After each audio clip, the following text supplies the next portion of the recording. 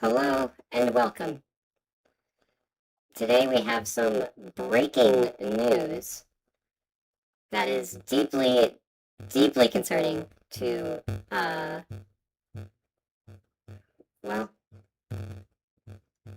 Graham Plattner, who is running for Senator of Maine, has been plagued by a number of scandals throughout his campaign, um, some landing more than others, but it keeps getting worse. You may know that about a month ago at this point, one woman came forward alleging he was abusive, like some red flag behavior. She was pushed into a room by him when he was mad, and like he closed the door on her, which is in itself not sexual assault, but is indicative of physical abuse. And a lot of people disregarded her allegations because she is a conservative political operative. However, she herself was not happy with the coverage of her allegations in her own Twitter accounts. She was claiming that there were more allegations, that she told the media, other people told the media things that was not all released and disclosed at the time, implying there were more and more serious allegations that were being withheld and could be released at a later time, which would cause greater harm to the campaign and the possibility of winning a Democratic Senate this November. Today, we have some of those allegations. This just dropped on Politico. Exclusive. Woman who dated Graham Plattner says he sexually assaulted her. This is a developing story very rapidly. Of note, Graham Plattner does have exactly 1 week to drop out and be replaced by the party. The party would then have some time to replace him, but really the sooner the better, because with a campaign, you're actively burning time, you're actively burning money, and the sooner you can do something, the better. So like we're going to take a look at the Politico article, and we'll take a look at his campaign's response right now, and we'll go from there. This is by Jessica Piper and Adam Wren, published today, 1 hour ago at 3:18 p.m. A woman who dated Maine U.S. Senate candidate Graham Plattner says he forced her to have sex with him nearly 5 years ago, despite her repeated objections. An allegation Plattner denies. The woman, a 41-year-old Maine resident named Jenny Rackicott, detailed the alleged incident to Politico in 3 interviews over the past 2 weeks. Politico also spoke with a man Rackicott dated and confided in the years after the alleged incident, and reviewed documents including emails between Rackicott and her therapist, and messages between Rackicott and an acquaintance whom she warned against getting involved with Plattner years before he ran for office. Rackicott said she had an on-and-off relationship with Plattner, who is now the Democratic Senate nominee in Maine, for more than 2 years before he entered her rural Maine home uninvited one night in late 2021, deeply intoxicated, and forced himself on her while she repeatedly told him to stop. She said she cut off contact with him after telling him the encounter was not consensual. I remember him grabbing my pelvis and being really forceful of me, she said. I remember the specific moment where I thought to myself, this is no longer my choice. Plattner denied the allegations. These allegations are troubling, serious, and false. Any accusation of non-consensual behavior is categorically untrue, he said in a statement. Rackicott previously described reckless and unsettling behavior by Plattner to the New York Times, but says she didn't go public with a specific assault claim because she didn't want to be known as a rape victim. Rackicott said she later felt compelled to go public about her experience because the reaction to the Times story was dominated by controversy about another woman, Lindsay Feffield, who alleged Plattner mistreated her and faced attacks because of her ties to the Republican Party. Contacted by Politico, Feffield stands by the allegations she made to the Times and declined to comment further. My part of the story was just a read-over, Rackicott said in an interview. And the story was Lindsay and the accusations of her being politically motivated. Of note, in that initial story, Lindsay was one of 3 women who made claims. Rackicott said she was torn over coming forward in part because she agrees with Plattner politically.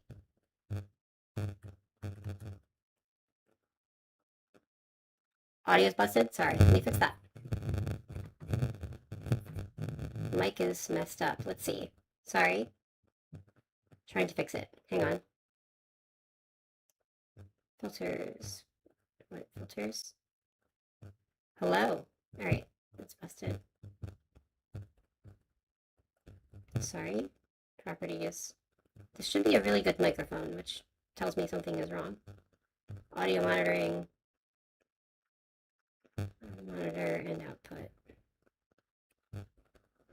Test audio. Wow.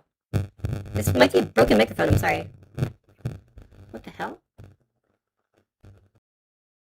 Hello? That's bad. How's this? That's way too quiet.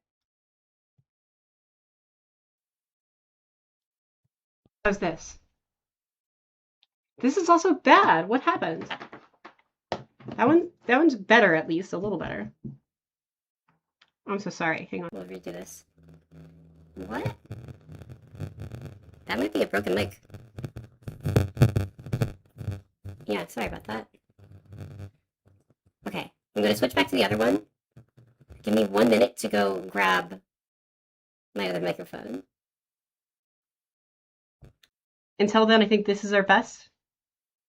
It still sounds weird, but it's listenable. 1 minute.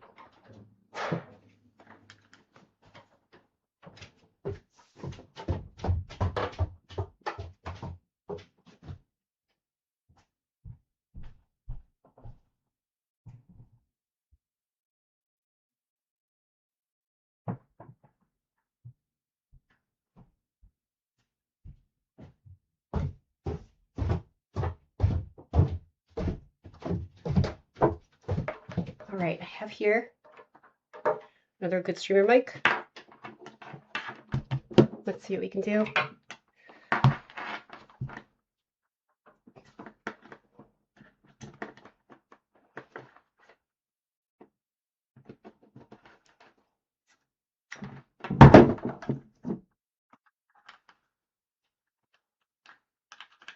Sorry about that. Okay. Now let's try.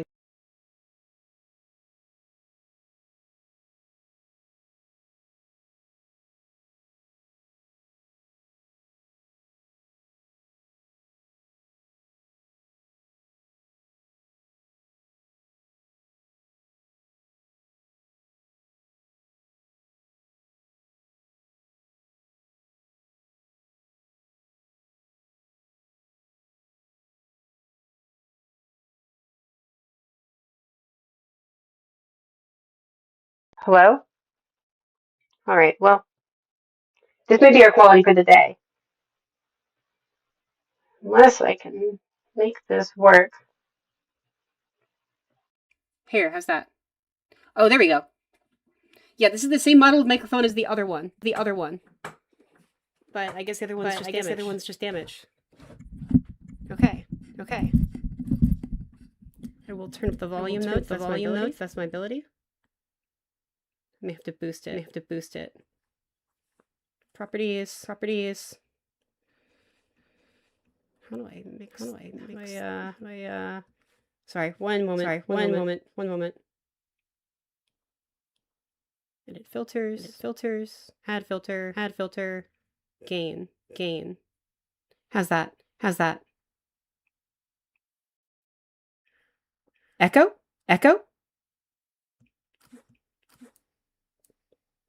I know why. That's because I'm testing my audio.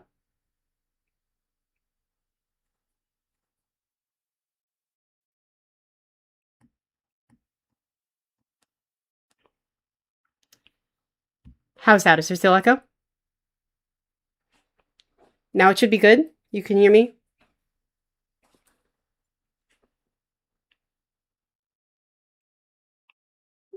Say a color in chat if you can hear me. And it's good. So sorry. Cool. All right, we got it. Sorry about that. Okay.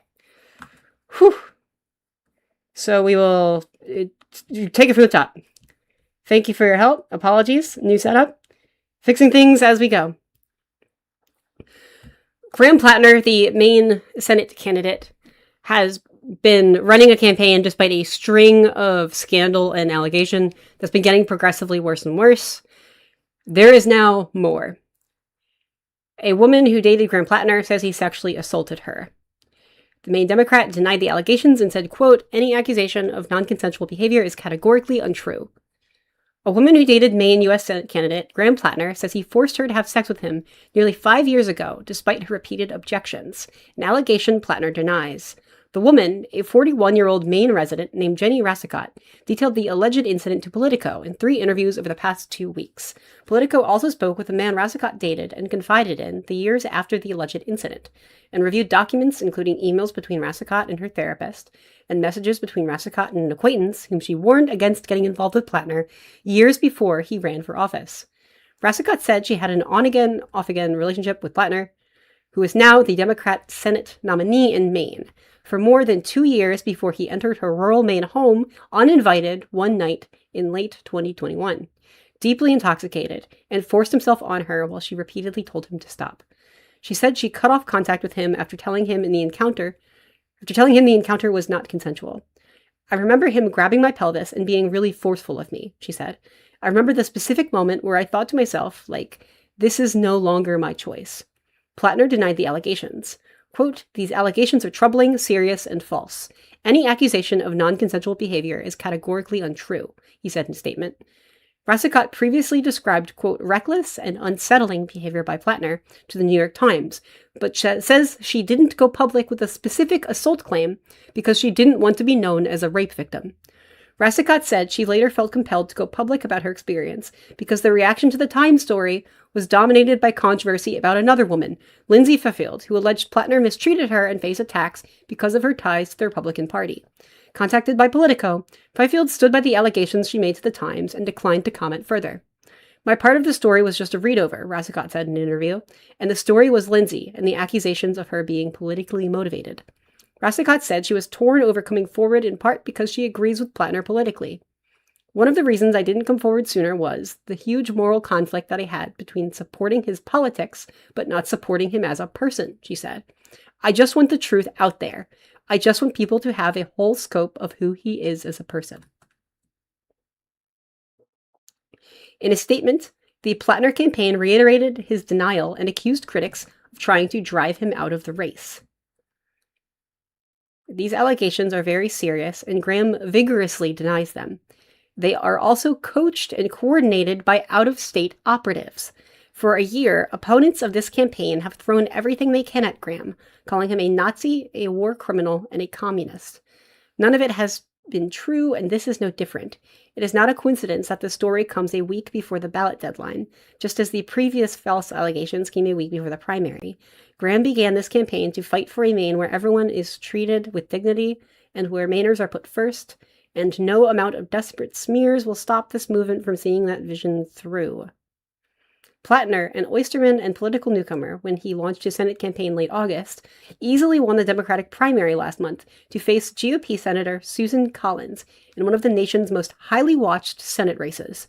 His remarkable rise has been tainted by controversies, including offensive online comments and allegations of past mistreatment of women. He has not previously been accused of sexual assault. The Iraq and Afghanistan war veteran has linked some of his behavior to mental health struggles and alcohol abuse, but he says he's changed and has denied previous claims that he was abusive to women. Rassicott told Politico she connected with Plattner on the dating app Bumble in 2019 and had consensual relations with him prior to the night he allegedly assaulted her. That night in late 2021, she said she had exchanged text messages with him and told him not to come over, saying she wasn't in the mood for company. Later that evening, she said she realized when she heard a sound on the stairs that he had let himself into her house, which was unlocked.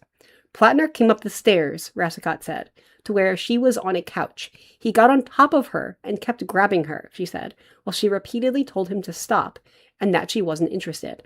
Rassicott said she smelled alcohol on his breath and believed he was, quote, almost blackout drunk, because Plattner ignored her protests and continued to grab her after knocking over an antique sewing kit, spilling small needles everywhere. "I had been telling him these words, like, no, don't," she recalled. And the look on his face and realizing what was happening, I just realized that, like, I am in a situation where there's no consent here, she said. Rassikat said she tried to separate herself from Plattner by telling him she couldn't be in that room anymore, after which he followed her to her bedroom and had sex with her against her will.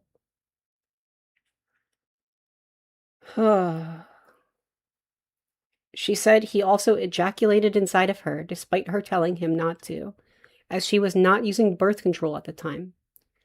She went to clean herself up, she said, and when she returned, Plattner had fallen asleep. She contemplated waking him up to kick him out, but worried he could hurt someone driving in the state he was in. The following morning, she said, Plattner tried to put his arm around her, and she pushed him away. She said she asked him whether he remembered what had happened the previous night. According to Rassikat, Plattner said he didn't remember. Rassikat said she told him to leave and never contact her again. Rassikat said she waited several weeks until she got her period to ensure she wasn't pregnant, then sent Plattner a private message on Instagram saying that the encounter was not consensual and she did not want to hear from him ever again. Rassikat had no further contact with him after that, she said. Rassikat said she later deleted all her texts and social media correspondence with Plattner as she tried to move on from the assault, and said she has not been able to recover the Instagram messages she sent him about the incident. In the weeks after the alleged assault, Rassikat said she considered going to the police, but struggled with shock and confusion about what had happened to her and did not file a police report. Even as time passed, she said she felt uncomfortable potentially telling a police officer about such a personal experience and feared retaliation from Plattner. At first, she confided only in her therapist, who she continues to see. Rassikat showed Politico recent emails with her therapist, in which Rassikat explained she was talking to the media about her relationship with Plattner in the SA/rape, using an abbreviation for sexual assault. In the message, Rassikat was not ready to go public and was seeking help corroborating her account in conversations she was having with reporters on condition of anonymity. Her therapist responded that Rassikat shouldn't have to speak publicly about a traumatic incident in order to be believed.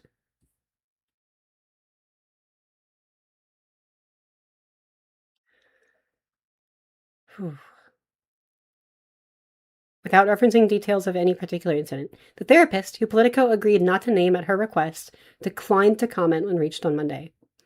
Rassikat also shared details about the alleged assault to the man she dated after Plattner, who she began seeing in 2022. The man, who was granted anonymity out of concern for his personal privacy, told Politico that Rassikat had told him in bits and pieces about a bad experience with Plattner before confiding the full details of what happened in 2023. His account of what Rassikat told him about the incident matched what Rassikat told Politico.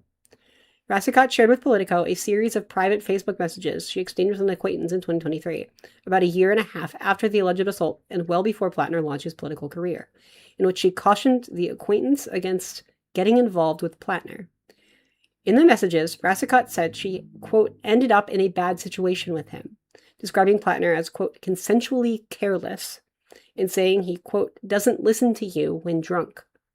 Reached by Politico, the acquaintance said she received the messages but declined to comment. Politico granted her anonymity at her request to protect her privacy in the main community.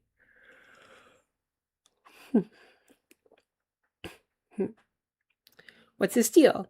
Should I not fix up my friend, assuming he's single? He can be charming and funny, and he's a decently intelligent person. He's not all bad, but I ended up in a bad situation with him, and I will just very politely call him consensually careless at all times.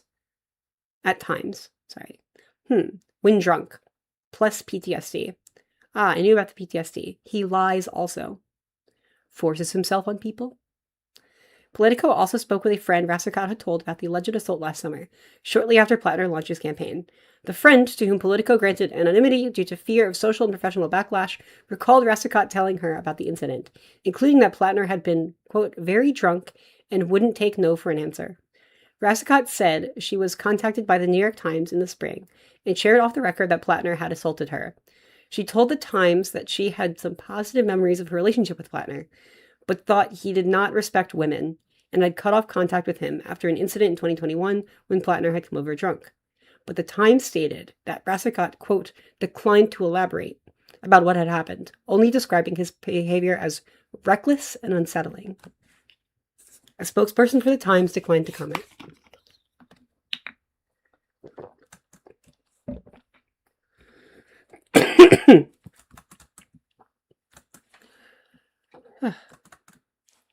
After the publication of the Times report, Rassicot connected with Cheyenne Hunt, a progressive Democratic lawyer who founded the nonprofit Reckoning Action, which launched earlier this year to fight misogyny. Hunt, who had endorsed Plattner last fall but renounced her support for him after the Times article, previously supported women who came forward with assault allegations against former Rep. Eric Swalwell, Democrat from California, earlier this year, prompting him to drop out of the California gubernatorial primary and resign from Congress. NBC News previously reported that Hunt was working with multiple women who had past relationships with Plattner. Hunt connected Politico to Rassicot.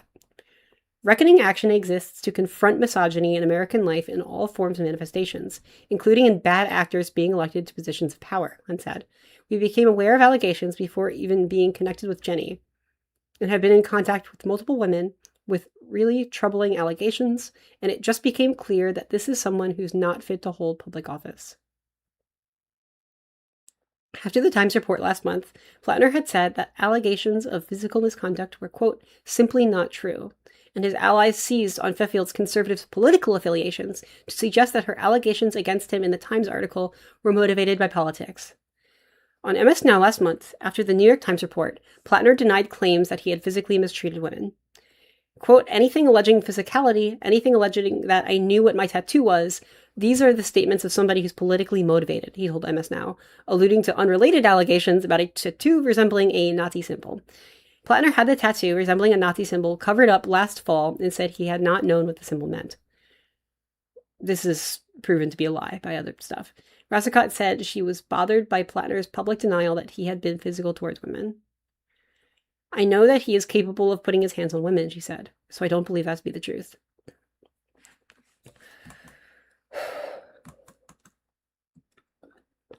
So that's the article from Politico. Now this is a lot. This is a lot. This is very specific, very detailed, corroborated account of sexual assault. Yeah, that's who this guy is. And when we go a little deeper,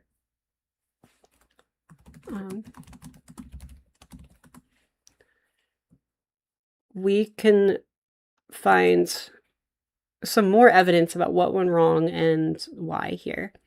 Yeah, it's bad. And this guy's bad. He should not be considered. The failure for this, though, and we're analyzing this, should not just fall on Graham Plattner alone. I am very cynical and very jaded. People like this exist. They always have existed and always will exist in different areas. The big problem to me is that this is a guy who was not vetted and was thrown into this race and had a lot of early attention, support, and resources like pumped into him by a bunch of people who didn't care or didn't ask questions. And that is like a larger failure of responsibility that just did not need to happen. Like we could have had a real primary and found alternatives. This did not need to happen. He did not get here alone.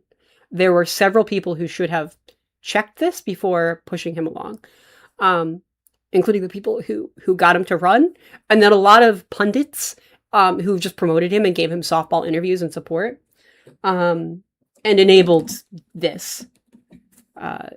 Yeah, like, I mean, they should have just been asking questions and had a chance, right? And they've ended us in a situation where now he is the Democratic nominee. Now, there is one outlet here. There is 1 week by Maine law for him to resign and like step down and withdraw himself from the race. And if so, then the party has some time to pick a replacement, to appoint a replacement. The problem with that is it's not going to look great. It's going to feel like a rerun of the 2024 Kamala Harris campaign, where it's someone who's just appointed to the position. However, according to polling, a generic Democrat on the ballot should win Maine, theoretically, right? Susan Collins, the Republican, does enable the Trump regime, which has led to a lot of horrors and harm for a lot of people. Donald Trump himself is a convicted felon, convicted of sexual assault. She supported and was the deciding vote for Brett Kavanaugh being appointed on the Supreme Court, who also had credible assault allegations against him. Yeah. So, that's the stakes here, right? And a lot of people, even fully aware of Graham Plattner's poor character, are willing to hold their nose and vote for him. But it still may not be enough. It also seems like he's crashing out of money, and his campaign is kind of falling off, because it turns out when you spend the whole time denouncing any PAC money and also denouncing the Democratic Party establishment, you don't have a lot of money left. And then once you have a lot of personal scandals, people are less willing to donate to you on a personal level because they think you're kind of a bad person. So they're like, everyone's taking a step back. So he's running out of money. He's hemorrhaging support. These articles are going to keep coming out. More allegations keep coming out. It seems like he's screwed. But there's 1 week until July 13th at 5 p.m., which is next Monday. Until then, and the sooner the better, he can drop out and someone else can be appointed. I also have a list of some of the people who have enabled him to get this far. And also, I may be able to get someone to call in. One moment, and we can talk about this more, because I'm not the only one. I've been like, for a very long time now, this guy is a walking red flag. And so many people are so romantically endeared to the idea of like an anti-establishment outsider with like economically progressive values that they were willing and eager and like wanted to believe and were wanted to overlook a lot of stuff. Yeah. So first, he did release on Twitter like a little video about this. Little clip. I've not watched it yet. We'll watch it together.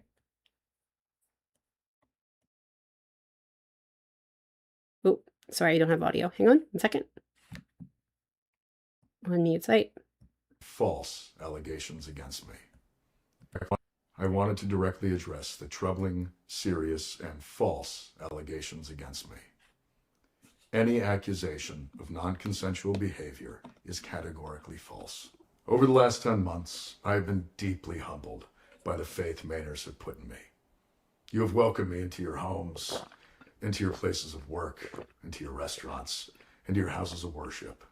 You have shown that a different kind of politics, one that puts the interests of people over corporations, is not just possible, but is inevitable. This movement we have built, the largest volunteer base in the history of Maine politics, the hundreds of thousands of grassroots donors, and the supporters across the ideological spectrum, we were united in a love of Maine, a belief that our politics must change, and a focus on defeating Susan Collins. So, regardless of the inaccuracy of the reporting, but mindful of the political reality it will inflict, we are taking the time to reflect on the best path forward for the state that I love, the people that I love, the movement I belong to, and the goal of defeating Susan Collins. Those were the goals when we launched this campaign, and they remain my goals today. On June 9th, 154,058 Mainers, the most in primary history, voted to reject a broken politics beholden to Washington and the donor class. They voted for hope, for change, to take back our economy, to take back our power, and to take back our Senate seat. Throughout it all, you never turned your back on me, and I will not turn my back on you now. Every one of you deserves to see that vision come to fruition and see Susan Collins defeated, and we will use every tool at our disposal to do so. As Maine goes, so goes the nation. As always, thank you.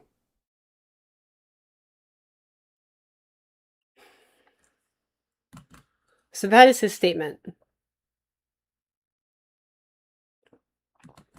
Yeah, wrong dude at the right time. Yeah.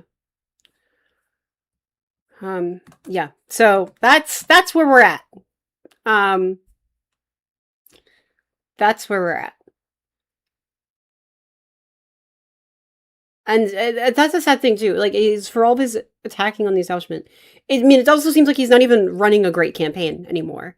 He had early lead as this appeal of an outsider, but as all these allegations have come out, anyone who voted on character has stepped away from him. There is a lot of sexism from his defenders that has driven a lot of people away. And the fact of the matter is, Maine itself, as a race, Maine is a blue state. Like, Maine does swing blue in presidential elections. Susan Collins is an anomaly. She's a very strong, moderate-coded Republican, even though she votes with the Trump regime every time it matters. And it's It's really weird. This is a very pivotal time. Susan Collins overperforms, and she's basically branded herself over a long period of time as the devil you know. And there's some appealing Graham Plattner as an outsider, but I mean, this is what happens, right? She seems at this point a far more the reasonable candidate. There is still time to replace Graham Plattner, and I do have a better idea. But at first, I want to see if I can get someone to call in. Hey, do you want to call in?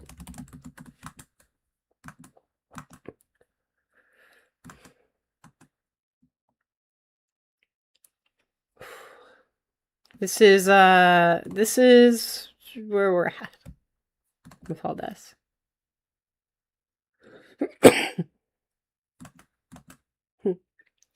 Yeah, it's also weird too. Like, if he needs money and he needs more support, the way he keeps just railing on the establishment and moderates, it doesn't seem great. All right, cool. Okay, I'm gonna go like AFK for 1 second to bring on a caller and make sure. It's good. Oh, sorry, I was just thirsty. Yeah. All right, cool. I'm gonna mute real quick and then bring on a caller.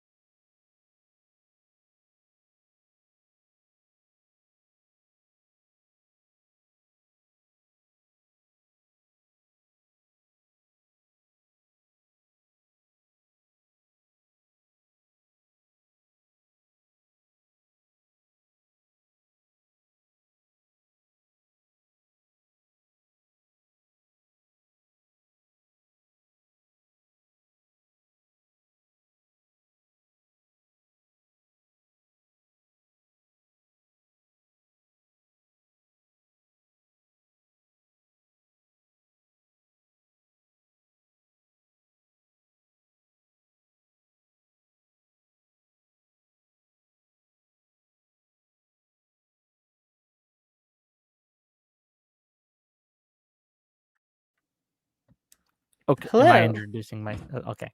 Go ahead. Yeah. Yeah. Hi. Yeah. Introduce yourself. Sure. You're live. I'm Wick from WHICKTV. Hopefully, you've seen me around, but if you haven't, I'm a pretty liberal guy. Yeah, we're talking about the Plattner allegations. Have you told your audience what they are yet? Have we gone over that? Where are we? Yes, we just looked through the article together. Yeah, What are you? I just wanted to read it straight. What's your read? What do you think? I think he is absolutely done. And the massive red flag to me, which it's been from the start, possibly even higher than any singular allegation or controversy, any of it, is the fact that he keeps lying and denying everything until he's absolutely cornered with like irrefutable evidence. This allegation is so specific and it's corroborated by like a therapist and an acquaintance and a former partner. You cut out at the end there. Oh yeah, sorry. Yeah, this allegation is so thoroughly detailed and it's corroborated across several interviews with the person. They interviewed her 3 times. It lines up with the New York Times article.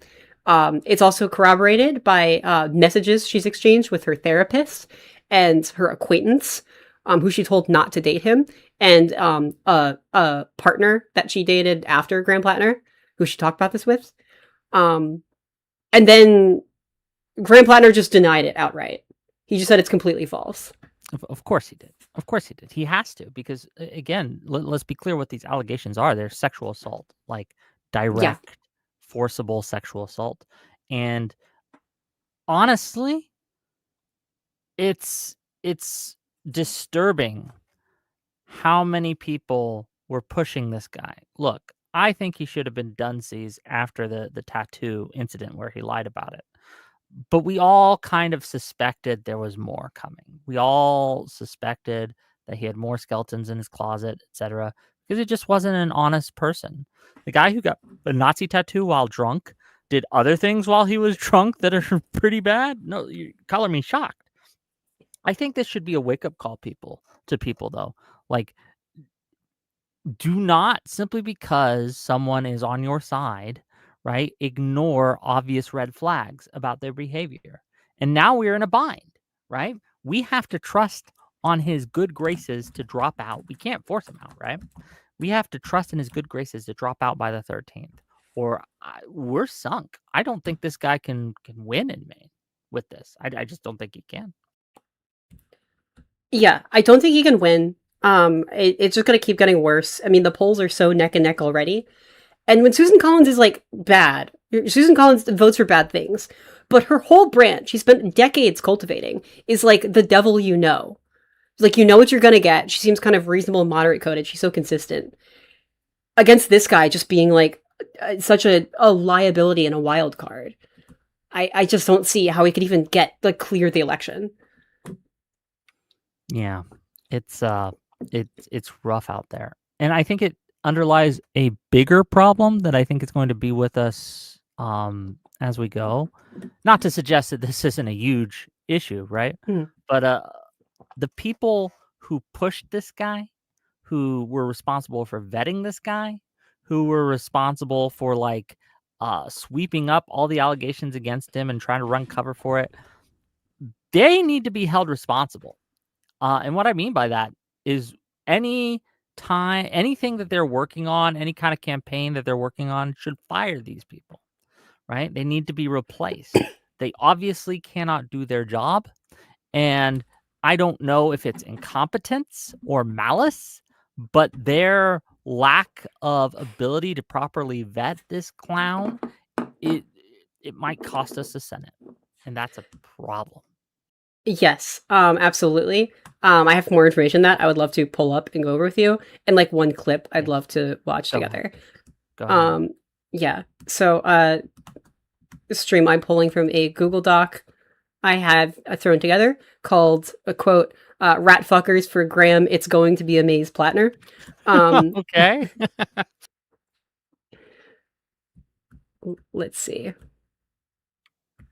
I don't know how you want to do this. If you want to share your screen, or if you want to link it. Yeah, I'll share my screen. AI offers an opportunity for sorry, us I'm to getting ads reimagine how for things AI were done. nonsense. As leaders, the opportunity is to ask, are we using Yeah. Also, if you want to turn your camera, I can figure that out and set that up because we have. I mean, we can. It's I don't look as pretty as I normally do, but we'll try. That's whatever you prefer. Okay, cool. Ads. All right. Sorry, I switched to like my laptop and I set up this whole new streaming setup, so things are. While you're doing this, I'll just let me know when you're ready, and I'll shut up. But I'm watching Mike from PA, Hassan, Emma Vigland, all these people who were throat goating this guy for months, saying, "Oh, those liberals! Look at those liberals trying to paint this guy. It was all an Israeli Mossad op by AIPAC and stuff." They're now saying, "Oh, well, it's the liberals' fault for pushing this on us." No, it's not. No, it isn't. You were the ones who were championing this guy. You were the ones who were promoting this guy, and we were shouting from the rooftops. And Alice, or She's Right, is here on stream with me, right? And she's been on my stream before, arguing against supporting Plattner. We've been shouting for the rooftops, do not elect this man. But no one listens to us. I don't know why. Yes, okay. It's cool. So your camera should be up. I need to tab to make it active because I'm working on a laptop with one monitor. And RAM is mean. Yeah. Cool. Have that. Yeah, no, we were the ones who like called this from the start. Like, this is not a good sign. Also, as far as a lot of those figures defending this and are now turning on him and saying this was the liberals' fault, it's not the first time they've done that, because Fight Agency, who ran him, also ran John Fetterman, who also had red flags in the form of there's a story with John Fetterman where there was like a young black man, maybe even like an underage teen, who was walking, and John Fetterman chased him with a shotgun and was like paranoid. I remember this story. Yeah. I remember this story. I was in Pennsylvania when they primaried my boy Lamb, right? I was a Connor Lamb supporter, and they primaried him, and I was like, well, he's better than Oz, so I voted for him, right? And I do want to be clear, like, the Fetterman stuff, annoying as it is a wholly different thing than the Plattner thing, right? Oh yeah. So I'm wary. I understand what you're trying to do here, but I'm wary of comparing them too hard, right? Because one is bad politics and the other is sexual assault, and these are not the same. But I get what you're saying. The people who are responsible for pushing Plattner are responsible for pushing Fetterman and other bad actors. Who else are they endorsing? I think we should probably take a good hard look on the other people and candidates that they put forth and just reevaluate at the very least. The thing with Fetterman, it's not just Fetterman's politics, is that like that was a character thing. Like he was racist, he was not balanced as a decision maker. He's gotten worse. The guy who's pushing for Plattner, who got him into this, cut corners on vetting, and apparently he has a long history of doing this. So it's like these groups, these circles, they're full of like DSA operatives. And do cut corners on this stuff consistently. And there's a string, there's a pattern of candidates with poor character. There was one candidate affiliated with an anti-gay church. There was another candidate who beat her underage son with a belt. That the same guy who pushed for Plattner ran the campaign for ran as well. It's like this messy. We can't keep disregarding these kinds of character factors, because it doesn't matter. And then it leads into their politics after the fact and gives them a lot more like power and a bigger platform. Yeah. It's insane. Like, what do we do about this going forward? Like, obviously you and I can't, I don't know. I feel like I'm between a rock and a hard place on this because a lot of their stuff is just out there now. And by stuff, I mean their candidates and things are just out there now. And in Plattner's case, he won the primary. And honestly, thank goodness this came before the 13th. Like, hopefully there's enough pressure to get this guy to drop out. But yeah, it's a mess, and I don't know what to do about it. What are your thoughts? What do we do, Alice? Save us, Alice. As far as what to do about it, that is a hard one. In general, I think genuinely anyone associated with Fight Agency or this couple who handpicked him need to be like blacklisted from any campaign. If it comes out they're involved with any campaign, we need to be on that on social media talking about that and spreading the word on that. They had another candidate, I could pull up this one at a time. I want to go through this clip first, that they were also dealing with. But once they found Plattner, they basically just abandoned the other guy. And stopped helping him because they just wanted to play with Plattner as like their new guy, which is like, so they're just this reckless, like short-sighted behavior, jumping from one thing to the next, cutting corners in character. If these are like specific people though, who have like a certain set of priorities and values, things they put effort into and don't put effort into, their activity and involvement in campaigns just needs to be tracked. And that needs to just be like a hard red line. I think that's the easiest way to reduce this harm because there's a pattern here. There's consistency to it. That's good. So what's the clip? Where am I looking at this? How can I see it? All right. Let's see. Gonna share screen.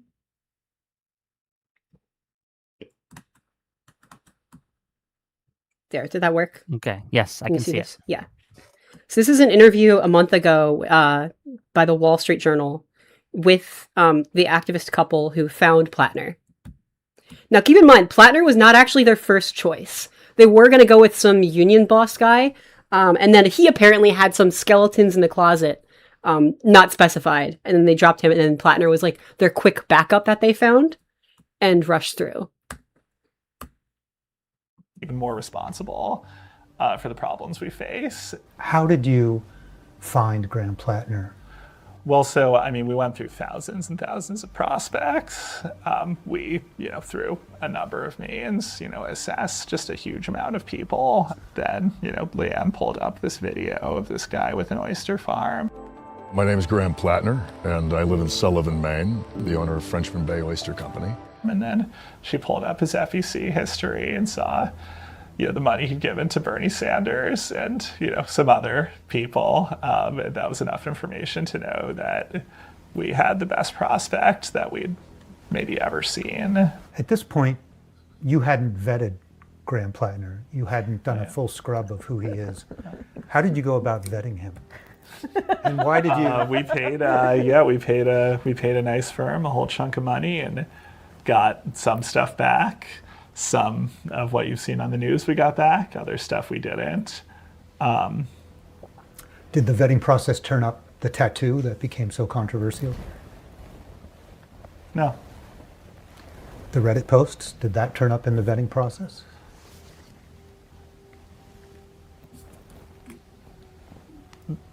The firm sent us a thing, and it had some of the posts, but it didn't have all of them.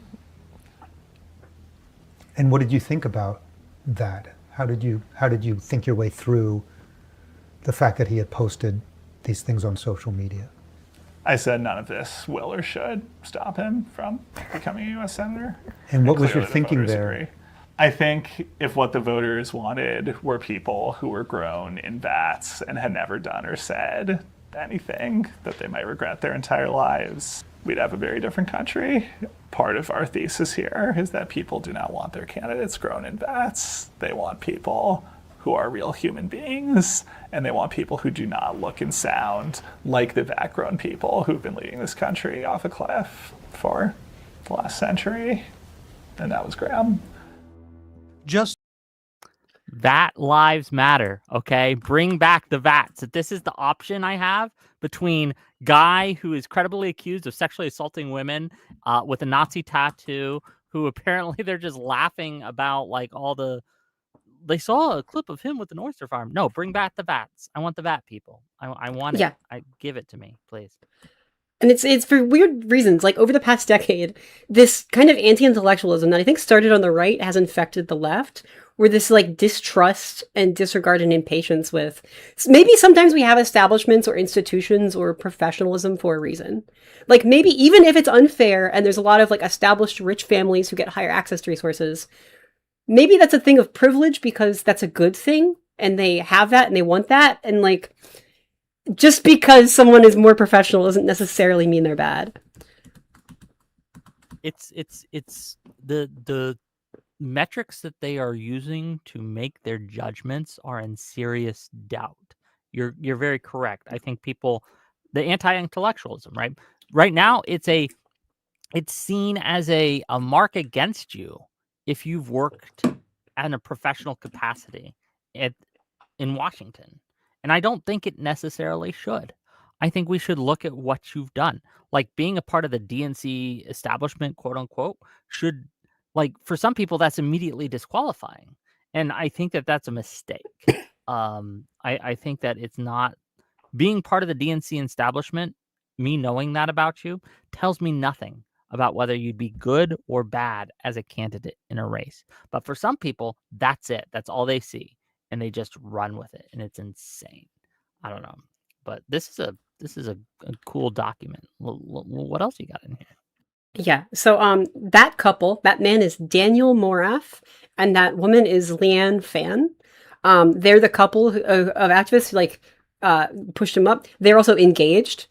Daniel Morath has a reputation of being fast and loose, being involved with a lot of campaigns, cutting corners, consistently on vetting. And then she kind of ends up smoothing things over between him and the staff along the way. Yeah, I've talked about some of the other candidates there that he's worked with that have had their own problems. But this specific like vetting thing is kind of like a trait of his. Now, in all of this, no one has actually specifically like blamed the vetting agency like for being negligent. Do we know which agency it is? Yes, it was a firm called Northside Research. Okay. Now, in defense of them, and according to one article by Politico, I believe, or maybe it was a Wall Street Journal one. I have a few here. Typical opposition research costs around $20,000, or there's like a monthly retainer. Now, this couple ran to Northside Research and paid them, this is like proven by like the financial reporting and stuff, $6,250, which is about like a little over 25%, maybe about 30%, for a rush job memo due in 3 days. Like they had 72 hours. Okay, yeah. So they weren't given enough time or resources to actually do the job that they needed to do. Yeah. Still, they may have gotten what they paid for, but Yeah, It's that's just, oh, is this all? Like, I feel like, look, I have never worked officially in an official capacity as a campaign person, right? Like, I've same. helped with campaigns from with Progressive Victory back in the day and DGG, right? I've helped, right? But I've never been like an official person. But seeing like how the sausage is made in the behind the scenes, I could do a better job than these people. And I'm not kidding. And I'm not being facetious. And that should scare all of your listeners, right? And viewers. Yeah. That some rando influencer could do a better job than these people. That is I'm so curious if Plattner knew about these allegations that were coming forward, right? Like, because he sat there and he looked us in the eyes and he said, "Oh, there's nothing else coming out." So, like, even if he denies these allegations, did he know they were coming? I think that's a question we need to ask everyone involved. And we do know he has like denied the tattoo. And then when he eventually came out, like, oh yeah, I just learned about it now, and I'll get it covered up right away. He had, I believe, it was a previous someone high up in his campaign, like some woman, quit over it, saying that like he knew. And there've been other records and conversations that come up. People saying he knew for like a longer time. So there's some like precedent that he's already lied about the tattoo. On this, I don't know if he's telling the truth or not. Because like he has already been caught, having a scandal and then deciding what looks the best is denying it. Even if that's not what he knew, it's not what he knew to be true. But even in this allegation, it's like, oh, he was too drunk, that it's ambiguous whether or not he remembers. And I don't think that's much better. It's... Yeah, it isn't. It isn't better. It shows a very big lack of judgment. I don't know. The Enabler Hall of Fame, that looks fun. What gets you into that? I'm curious. So, the second page of this document, I've compiled some of the greatest hit videos and like tweets and stuff from several big pundits who just were fully enabling and supporting this guy. We have like there's several softball interviews from people like Sam Cedar, Kyle Kalinske, Pod Save America, Jon Stewart gave one that I watched, and it's all like softball coverage. I don't have the original Pod Save America video. I think they interviewed him, and like everyone just kind of took his word for it that he didn't know about the tattoo or anything, and like didn't ask him any further questions whatsoever. Oh my goodness! Like again, there's a lesson here. Yeah. There needs, especially during the primary process, right? Especially during the primary process, there needs to be strong, pointed questioning of candidates when things like this come up. You can't just because you like his policies or just because you like him as a person doesn't mean you should just go with it, right? And try to help him along. Find out what his weaknesses are or their weaknesses are, because you sure as hell know that Republicans are going to do this. So prepare, right? Prepare for that. Look, if this had been dropped when the Nazi tattoo stuff came out or shortly after, we'd have a much better shot in Maine than we do right now. Right now, it's not looking good. I don't like our odds. The speculation was when like the tattoo stuff came out, that was basically a first volley that like implying a lot of people knew there were a lot of skeletons in the closet, and that was sort of like a merciful move of we're only going to say this one and then give any rational actor the time to be like, hey, you should drop out. Yeah. I have up didn't his campaign manager drop him as well, and he or they, I should say, I think it's a her, I'm not sure. They said a few like that other things were coming as well. So this was something people knew or suspected for months now. I don't know. And to give him softball interviews in that environment, that's unacceptable. You're correct. The Enable Hall of Fame is a good is a good name for them. And I see this quote on your screen, Jon Favreau. What a moron. I don't know. Yeah. John Favreau is also like the Pod Save America host who was roasting DNC chair Ken Martin over, yeah, without really any answers, just kind of further damaging the credibility of Democrats and the institution. Meanwhile, John Favreau himself says, quote, Graham Plattner isn't just our best and only chance to beat Susan Collins. He's a good, decent man who's struggled and grown and is always trying to do better. I hope everyone with reservations takes a little time to get to know the real-life version of him, not what the algorithm throws in our faces. Clearly, that's what so many people in Maine have done, from all different walks of life and political persuasions. Some of them, whether they liked it or not, got to know him real well, apparently. Yeah. That's an insane thing to have. Like, he's never going to... He should, and to be clear, we should, like, hang this over this guy's head every time he speaks up and makes a judgment call about someone, right? Yeah. Like, oh, I talked to this guy and I thought he was a decent dude despite the allegations. People should be posting this, posting this and then posting this about what he said about Plattner everywhere. He should never live this down. That is insane. Absolutely. Right? Has he? Yeah. Do you know if he's said anything yet about the allegations? Oh, we could look it up. I'm not in a great place right now because I'm just on a laptop. This is my only monitor, so me just Googling shit will just immediately be on my stream. Yeah, but you know, as a woman in the space, nothing makes me feel more confident than like when one man who does not know this candidate and was not involved just fully, you know, morally forgave Graham Plattner about something he was not at all related to and said, "Don't worry, he's over it. It's okay now." Like, I'm not sure. Last post I'm seeing from him is July 5th, so he hasn't said anything today. Like, I'm not sure how John Favreau and others, like Ro Khanna said something similar, like feel like it's their place to forgive Graham Plattner. And this is why maybe they shouldn't. The clips of the Democrats who endorsed this guy are going to be a weapon against them. And that's the thing. Democrats as well. Yeah, it's not just limiting to the main race. It's not just limited to the main race. Like, this hurts Democrats nationwide. This is now a weapon.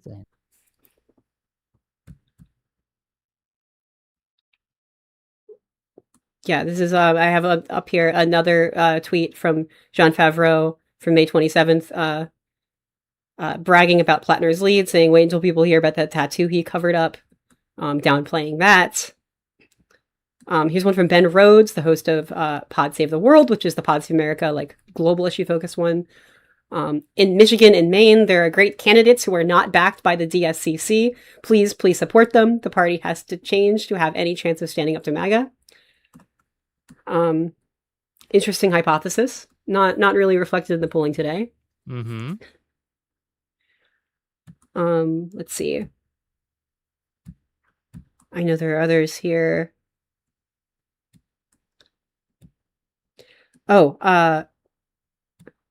There's also Matt Stoller, says the attacks on Plattner are obviously driven by his stance on Israel.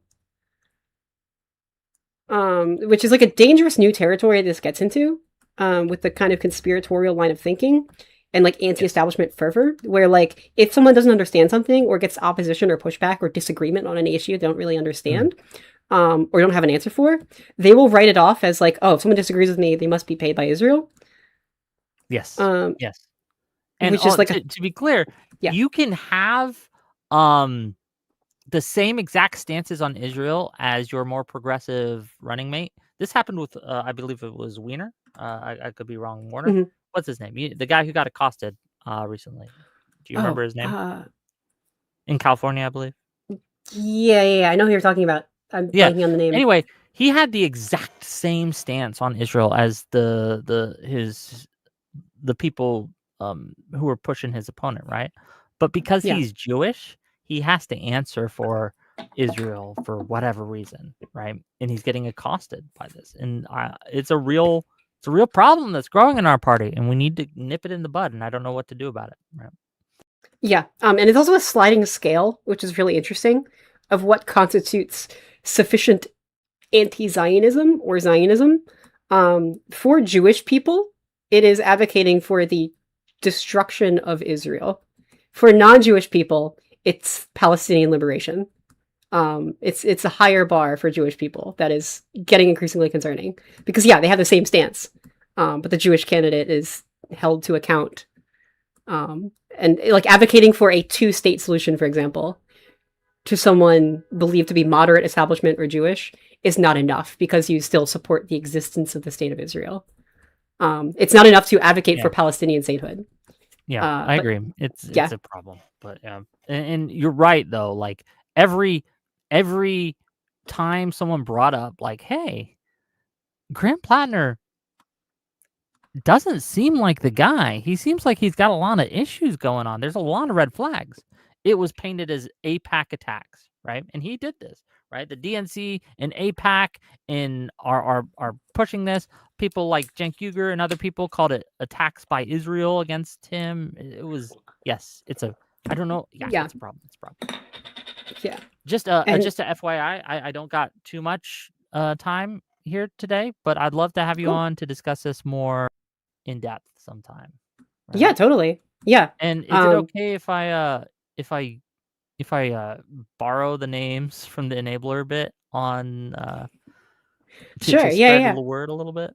Yeah. I sent the doc. Yeah, you can do with that what you will. Yeah, I have up here another tweet from Mehdi Hassan writing off the first accuser because she's an anti-Palestinian racist and bigot, which is surely related to one's ability to be victimized. That one was a bit disappointing. But yeah, no, you have the document. Feel free to look at that. If you have any more examples, feel free to send them my way and I will add them. But you're doing great work. I'm excited to see you at LibCon, okay? And we're going to have fun, okay? I'll talk to you later. Will be great. Thank you so much for being here. Bye.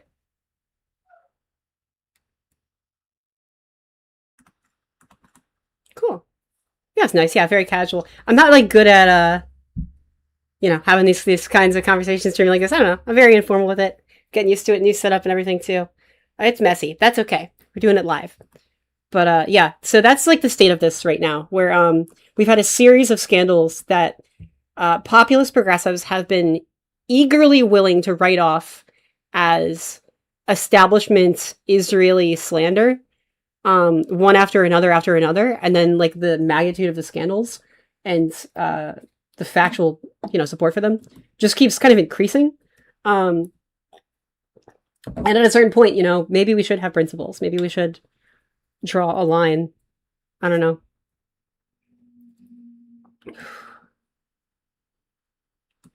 And yeah, no, every candidate could arguably have a skeleton in the closet, but what that means is such a vast, varied kind of thing.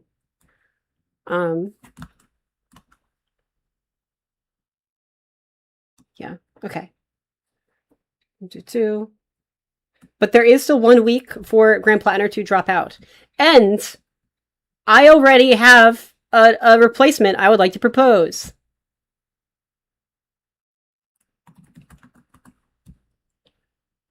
One second, because I sent this to Wick earlier. Let's talk about Troy Jackson. Troy Jackson is a Maine state senator, okay? And I think you will all like Troy Jackson. I see some fighting in chat, which is understandable. Like, there's different political, ideological factions at play here. It's a heavy topic. Maybe SA is relevant to your experiences or your loved ones' experiences. There is no replacement currently. Grant Plattner has still not decided whether or not to drop out. But he has 1 week to drop out, and then the party has some time to appoint a replacement. The sooner the better, frankly. So who should that replacement be, right? Because we look at the polls, the meme going around for about a month now has been basically we need generic Democrat. Now, people's first thought is Janet Mills. That's who Chuck Schumer pulled off the bench to go and run for this primary. Not as much energy for her because she's an old lady. In defense of Chuck Schumer's strategy there, I believe that Janet Mills would have done well and maybe probably won against Susan Collins because there's a general shift towards like a rejection of Trumpism. Also, every critique of Janet Mills also applies to Susan Collins. Oh, like boring and establishment? So is Susan Collins. An old lady? So is Susan Collins. So that all becomes neutralized out. Then you basically have two trustworthy, known, boring, proven success forces in Maine. Susan Collins is the one who votes for Trump, and Janet Mills is the one who stands up to Trump. Janet Mills, by the way, stood up to Trump at a brunch for all the governors. And said she was not going to like ban trans kids from sports, even though he was threatening to pull educational funding if she wouldn't. So like Janet Mills was a huge respect to Janet Mills, honestly. But it seems like people of Maine don't want Janet Mills. Like there's some, she kind of has that negative reputation from the primary. So who should run? Who is generic Democrat? Who, according to the polls way higher than Susan Collins, Janet Mills, and Graham Plattner? Who could generic Democrat be, right? Someone who's at least character neutral, who no one really cares about, and people are just voting on the basis of party. Most people will go for a Democrat unless there's a reason not to. Graham Plattner is just a stack of reasons not to. This is Troy Jackson. Now, I did some research, and this is the guy who I found, okay? Troy Jackson was in Maine politics for a very long time. He's not in office right now. Let's see. So, from 2002 to 2008, he was in the Maine House of Representatives, right? So this is like state Congress, okay? Then he moved over to the state Senate. Now, apparently really early on, he got himself, from before 2002, before he was in office, he was a Republican. Then from 2002 to 2004, he was an independent. And from 2004 onward, so like, after his first 2 years in the House of Representatives, he became a Democrat. He is a blue-collar guy with a background in the logging industry. The logging industry is big in Maine, right? So we'll compare this to Graham Plattner, okay? We want like a blue-collar, local Maine industry with lots of proud union labor behind it. Troy Jackson supported the loggers in Maine. He supported hiring loggers from Maine instead of outsourcing that labor to Canadian loggers. And he was fiercely, there are even some legal violations of that. He fiercely stood up for the loggers' legal rights and then for their well-being, and workers' rights, that kind of stuff, right? Like their economic well-being. He has become a Democrat through union labor and stuff. That became his big thing. And I saw through this article, he even initially was socially conservative. Back in the day, he used to be a Republican a long, long time ago, right? He was anti-LGBT and stuff. He has since come around and has become a staunch supporter of social minorities. That's a green flag. With someone like John Fetterman, chasing a black teen with a shotgun, that's a red flag. That maybe this person, when given a position of power and opportunity, is not going to stand principally for inclusion and egalitarianism, right? That's a red flag. Graham Plattner, having that tattoo, not vetting that, not realizing that hate symbol has means something, that's a red flag. That means you do not have those deep down egalitarian principles. Troy Jackson also had a past as a person who's not always been perfect, maybe more relatable and authentic in that way, but has learned and changed and has actually been an advocate for social minorities for a very long time now. He stood on business, and he has the record to prove it. That's the thing with Graham Plattner, right? Even if Graham Plattner says all the right things now, we have no way to prove that or know that. We really don't, because he doesn't have a record. This guy has a long, long, long record. And he's been a Democrat since, 2004. So that is now 22 years of proven that he's actually turned around and had some growth and been good. Because he just genuinely cares about union rights and labor rights. He's a Democrat now. He's an ally on every group that matters. So he's not selling out in any way on any social group. He's on the right side of history, the left side of history, on union rights and workers' rights and labor. Okay.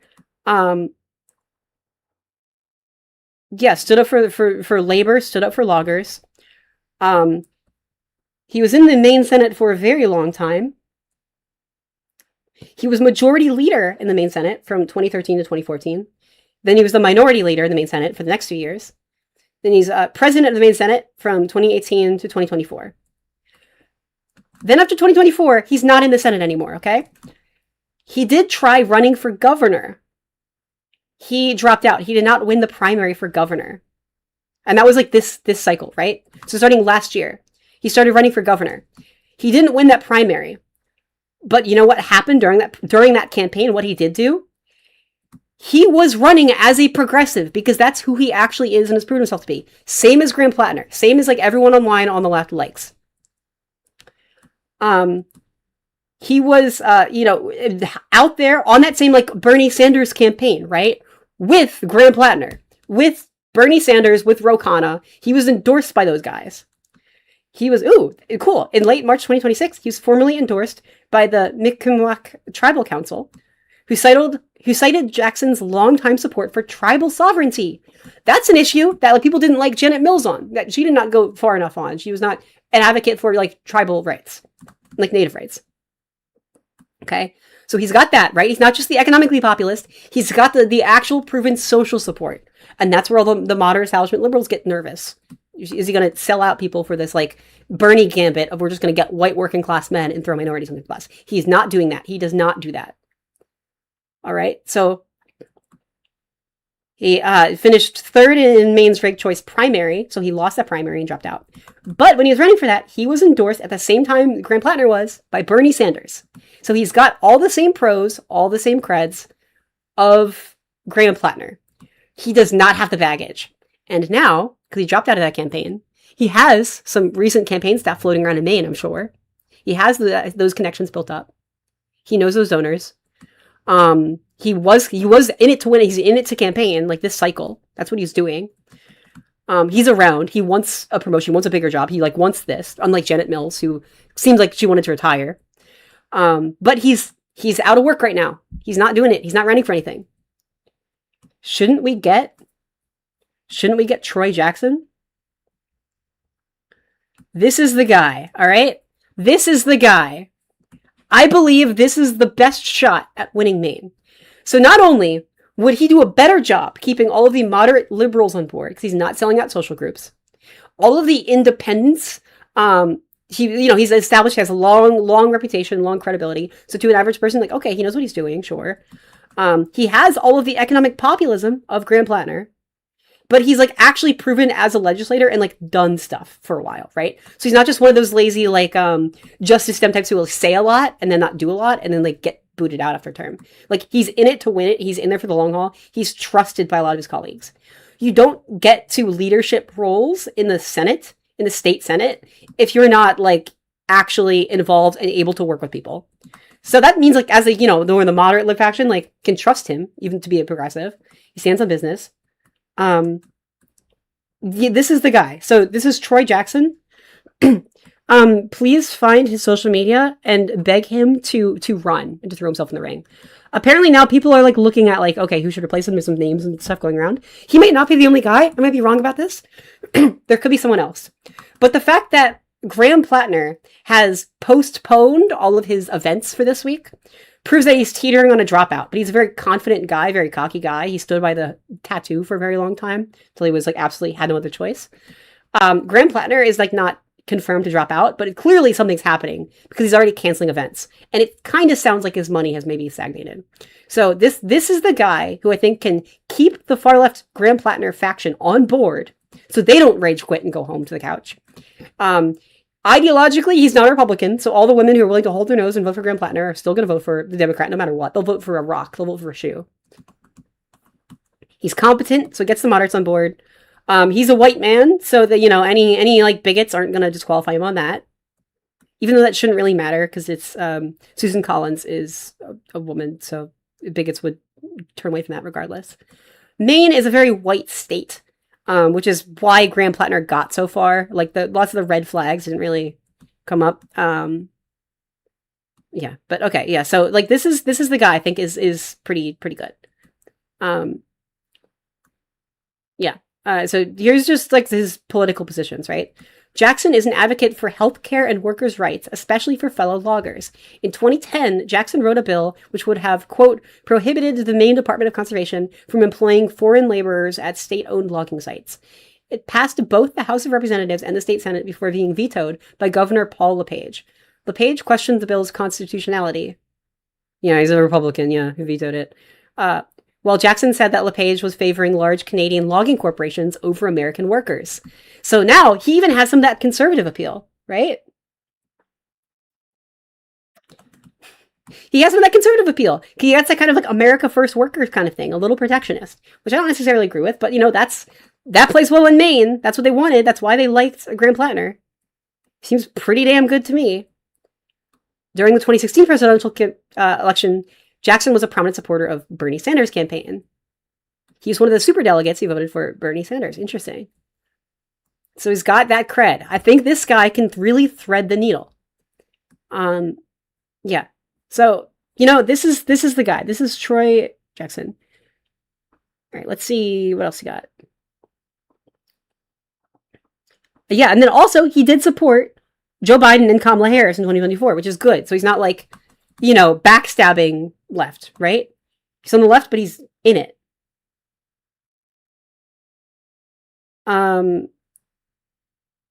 And yeah, see, Sanders endorsed Jackson's 2026 gubernatorial campaign on May 21st, 2025, and headlined a Portland campaign rally for Jackson in 2026 U.S. Senate Graham Plattner, attended by 6,500 supporters on Labor Day.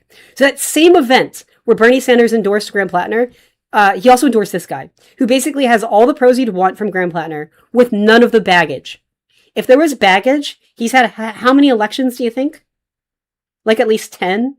So assuming a House of Representatives is 2 years and a Senate is like 6, right? So he was in the House of Representatives for 6 years. That's 3. Then he was, one term. That's 4, 5, 6.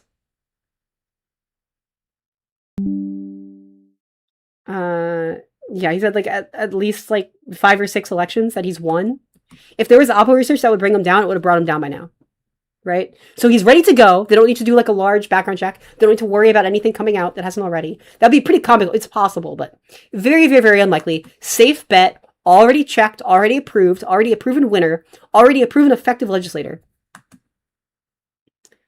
Yeah, any real dirt should have come up by now. Ruben Gallego, I do not trust. I do not trust at all. I've seen Ruben Gallego. His name has come up in like potential 2028 presidential nominees for Democratic president. I get a bad vibe from Gallego. He's endorsed and supported a lot of people very closely who've had credible SA allegations. I haven't heard anything come out about Gallego himself directly, but I know that's been a concern, like a nervous thing, if he's like the kinds of people he associates with. I don't know.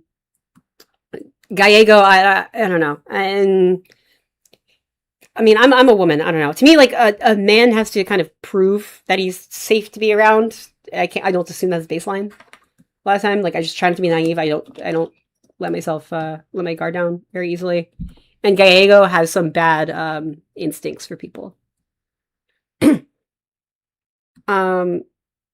Let's see. Yeah, for action items, yes. Let's try to find. I'm gonna take this off the screen real quick so I can Google. If I hit the wrong thing, I won't run into it.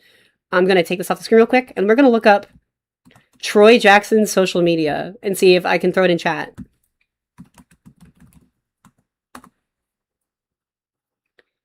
I could be wrong, but this is, this is what I think.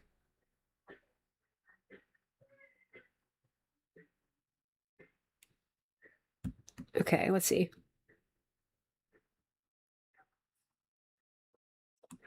Here we go. Okay, it looks like his Instagram is Troy Jackson 207.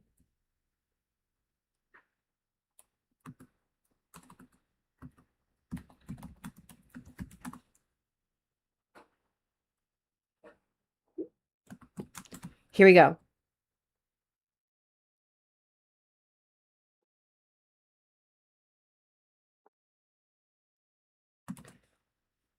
That's his Instagram. I don't know if he has more. Oh yeah, no, there is a pedo in the Oval Office. Correct. Like, yes, any Democrat is better. If Graham Plattner is staying in this, and you're in Maine, I'm sorry, you have to vote for him. Susan Collins. So if this is true, if all we have right now is true, and Graham Plattner stays in, unfortunately, the choice for Mainers, and this is why it really fucking sucks to be a woman in this country. We have not made a perfect utopian progress, right? The choice will have to be between a rapist and the rape industrial complex. I need you to understand those are the stakes. And I don't want to support the rape industrial complex. Donald Trump has been found guilty of sexual assault. He's a felon. And the Epstein files are being withheld. Susan Collins has supported Donald Trump on everything he's wanted to do. That matters. Susan Collins voted for Brett Kavanaugh, who also has very credible allegations from a very smart woman, to be a Supreme Court justice, who in turn voted for the overturning of Roe v. Wade, which is a nightmare policy, right? It sucks. It sucks. It sucks. It sucks. It sucks. Wick and I are the only two liberals in the space who've been on the I told you so train, right? Of like, hey, Graham Plattner, red flags from the start, we do not have to stoop this low. And we have 1 more week to not stoop this low. And it fucking sucks, but we can do better than this, right? Better than Susan Collins shouldn't literally mean the worst person we can find. And that might be Graham Plattner. And yeah. It's like, effectively, Graham Plattner is the worst candidate since Susan Collins, okay? That is the bottom line here. But we have time to aspire. And anyone who's prioritizing, like, running defense for Graham Plattner at this stage is just taking away resources and focus and pressure that should be on replace him now. Because it's just constant, nationally funded attack ads on Graham Plattner. And because there's a better return on investment for those attack ads than usual, right? Because here's the problem. Republicans are desperate nationwide. They're going to lose on the merits of everything they've done because they've had total power and they fucked it up. They made life worse for 95% of Americans. It is worth any conservative group right now throwing money at anti-Graham Plattner attack ads and making everyone aware of how awful he is. Even if they're not in Maine. Even if they don't care about the Senate. Because in turn, they make Graham Plattner an icon of the Democratic Party. And then they use him as a bludgeon against any other Democrat running in any other race in the nation. He is their comparison point. They're making fun of Democrats. They're like using him and saying, see, this is your guy. This is what you all are. Which is not true. And it's stupid. But conservative voters are stupid.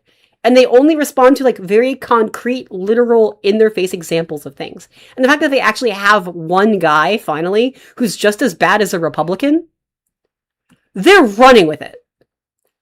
Every single day Graham Plattner stayed in the race has had a negative effect on all of the Democrats. Which is wild, right? Like, this sucks. This is like the very low bar of our reality, unfortunately. I'm so sorry. I'm so sorry it's come to this. It should not have to come to this. Ooh, we have another hot tweet. We have another hot tweet here. Okay, this is Hassan Piker, June 13th, 2026. Quote, the manufactured scandals around Plattner, which, by the way, that right there is denialism. That's like explicitly not believing. That's like saying they're like positively false, which is problematic, okay? He says, quote, the manufactured scandals around Plattner have nothing to do with his background and everything to do with trying to take out a left populist anti-Zionist candidate before he can flip a red Senate seat. They'll complain about the tattoo or whatever, but if he loses, centrist liberals will do exactly what AIPAC does and use the manufactured lies. See, manufactured. This is such a weaselly way to just completely deny this. Using manufactured lies to claim going against Israel or demanding Medicare for all is something the voters rejected. Now, here's the thing. The Democratic Party as a whole realizes they fucked up, right? Like, the Democratic Party as a whole, clearly in 2028, no matter how moderate the candidate is going to have some variation of Medicare for all or a public option, which is the more politically effective way to pass what is ultimately Medicare for all into law. Like, this conspiracy that, like, it's trying to reject good policy is just so outdated, and they haven't really updated the talking points since like 2015. But yeah, this is just denialism. Also, like, what Hassan Piker writes off as like the tattoo or whatever is rape. Sorry. Yeah, so that's where we're at with that. These are the kinds of people, and it's just, we can win campaigns without freaking out women. I need people to understand that. There's this weird desire floating around on the left that, like, we need to choose. If we want to win back white men, we need some guy who's a racist, sexist creep. We need to be, like, dirtbags and get cool with a lot of horrible stuff real quickly. That's not true. Last I checked, white men, like everybody else, like, first of all, don't really care about politics that much on average. Second of all, just, like, want to do well economically. And there's ways to give people good things without, like, stooping low and actively sacrificing character. It's weird. It's weird to me. So that's That's that. All right. This is a very all over the place stream. I'm sorry. It's hard to be very formal and organized with all this. I'm going to look up Troy Jackson's social media. Man. Let's see.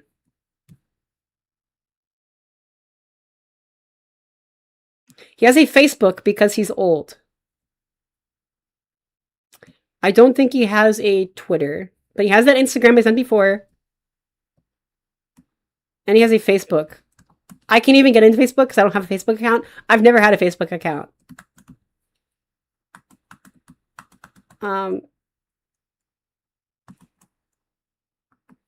There's apparently his Facebook. So that's Troy Jackson. He's the good candidate who he wants, who is viable right now.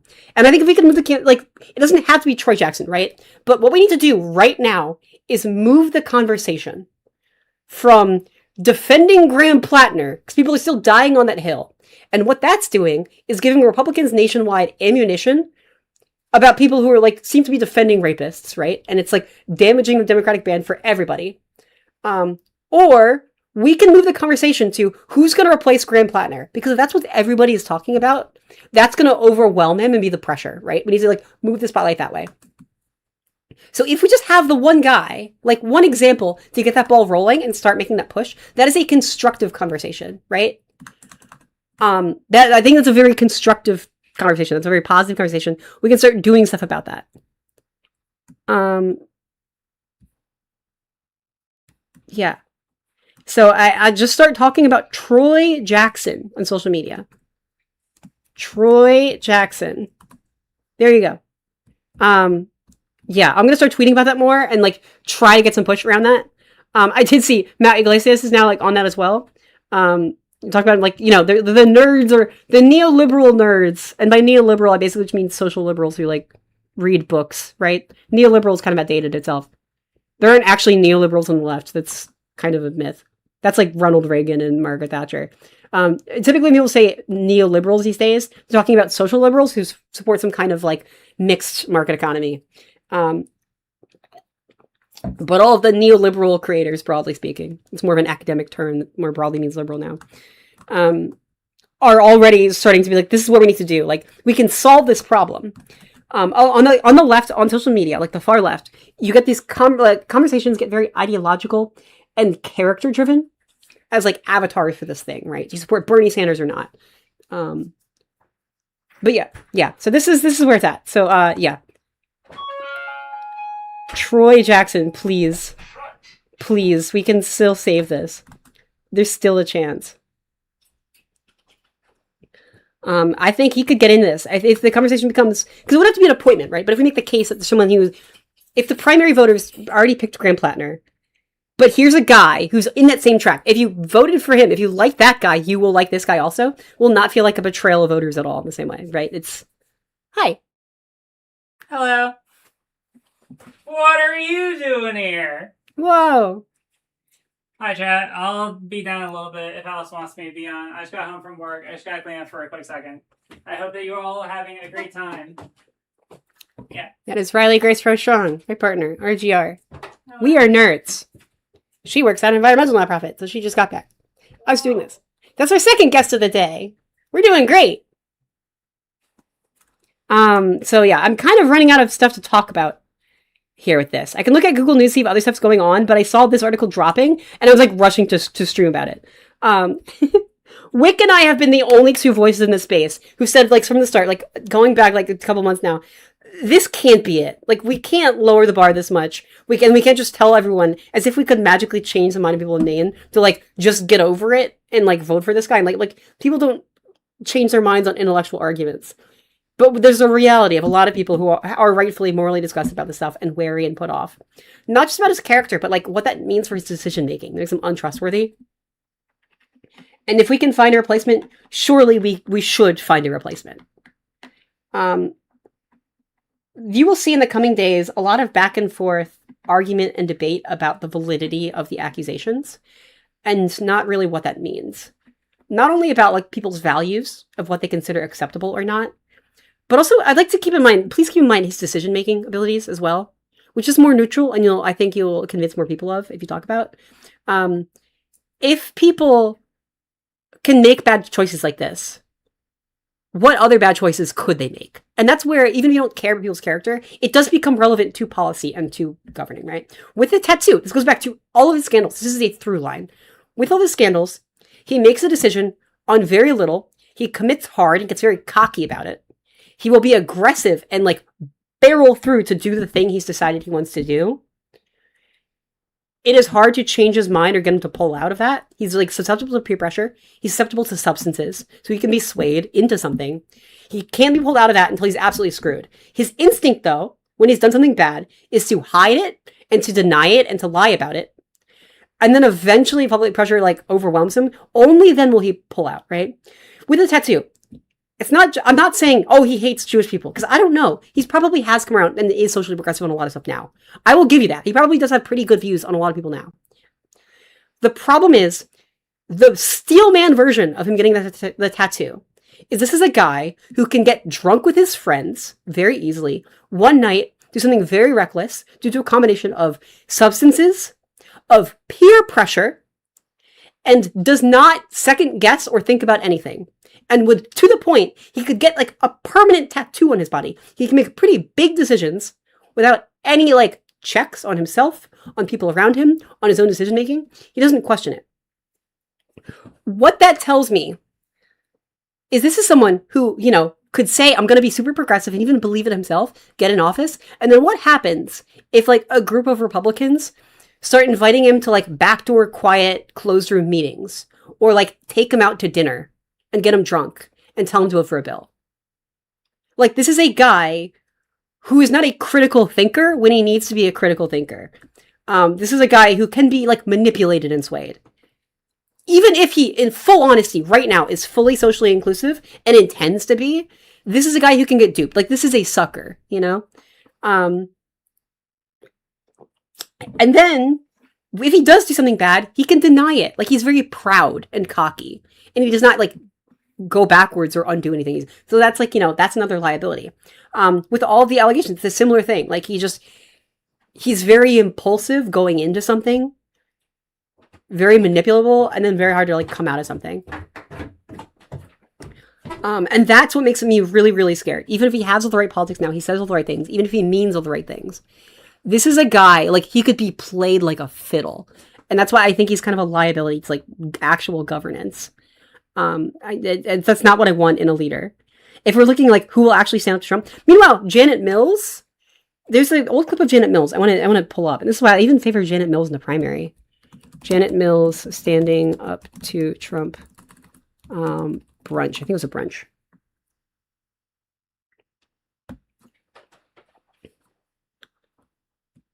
Here. Lovely. Oh gosh. No, that can't be. This is a whole hour video. I don't want a whole hour video. What's going on? Oh, sorry. Hi. All right, Ted, thank you. Some breaking news. What's happening? Cool. Yeah, so I'm just pulling up an old video real quick. If people is like, yeah, oh, you don't know the news today. You've been at work all day. I've seen like some things online. I know there was something about Graham PLATNER, but I don't have all the context. Well, Graham PLATNER, plagued by many scandals, has now been credibly and in detail been accused of sexual assault by a partner in 2021, long before he ran by office, by someone who politically agrees with him and was nervous about coming forward because they specifically hesitated because they didn't want to jeopardize any leftward stuff. So, what are the details? So they were worried about coming forward. So why are they coming forward now? So about a month ago, there was an article of some early allegations that did come out by 3 women. Okay. One of the women was kind of responsible for getting a bunch of other women to go forward and was made the kind of star and the focus of the article. Okay. She most directly talked with them. That woman alleged that Graham PLATNER was kind of like a bad boyfriend and a bad partner. And at one point, like, pushed her into a room, grabbed her arm and pulled her arm behind her back, pushed her into a room, and then slammed the door on her and held her in the room, like when they're having a fight or something. Which is not like sexual assault levels of bad, but it's still bad. That's a red flag. He gets physical, he gets abusive, he gets impulsive, he gets angry, right? And so there's this whole like article by the New York Times that included snippets from like other ex-partners too, accusing him of like getting kind of aggressive and being like a bad partner generally. But there's nothing that was like smoking gun kind of thing. Up until now. Up until now, yes. In that article, there were 3 women, right? The main woman, who became featured of it, is a conservative political operative. So a lot of people, especially on the left, were dismissing the entire article, saying this is just one woman with a political agenda, lying and manipulating him to like, you know, get him out of this race because she's a political agenda, and wrote the whole thing off. This woman who came forward is one of those 2 other women who was quoted and did talk in vague terms in that article. And she, part of her reason for coming forward now and coming forward again is because she felt that whole article, by all those women's accounts, got dismissed just because of that one woman's political affiliation. Okay, gotcha. Even though I did come forward and I didn't want to get too much into details, I feel like I came forward and it didn't really work because the one woman was a conservative. And so like everything was dismissed and no one cared. Gotcha. So she's coming forward again, and then she's come forward with more details, this time to Politico. And Politico has since like talked to other people involved. All right. Yeah. So, God yeah. damn it. Yeah. Yeah. And so this woman is now in more detail. I'm saying that in 2021, so this was before Graham Plattner was in office, right? Like before he had any political aspirations. Okay. They were dating. This is some of it. They, at some point were texting during this day. Like they had a long-standing relationship at this point. Like they texted earlier that evening or that afternoon. She said like she just wanted to be like alone that day. That night he showed up at her house, borderline blackout drunk. Her house was unlocked. He just went into her house. Was this like a sorry, I don't want to like interject because like my lawyer brain is thinking of like questions to ask. Like I want to know like, was it like a common thing for him to go into her house at this point? Like, is it like a, oh, I give you a key and you can just kind of go in whenever you want? Or is it like a, oh, this was like an out of the... It just said the house was unlocked. But like, was it regular for him to come up? Sorry, I shouldn't get into the, sorry, continue. He was not invited. Okay. Let's see, there's one part where, let's see.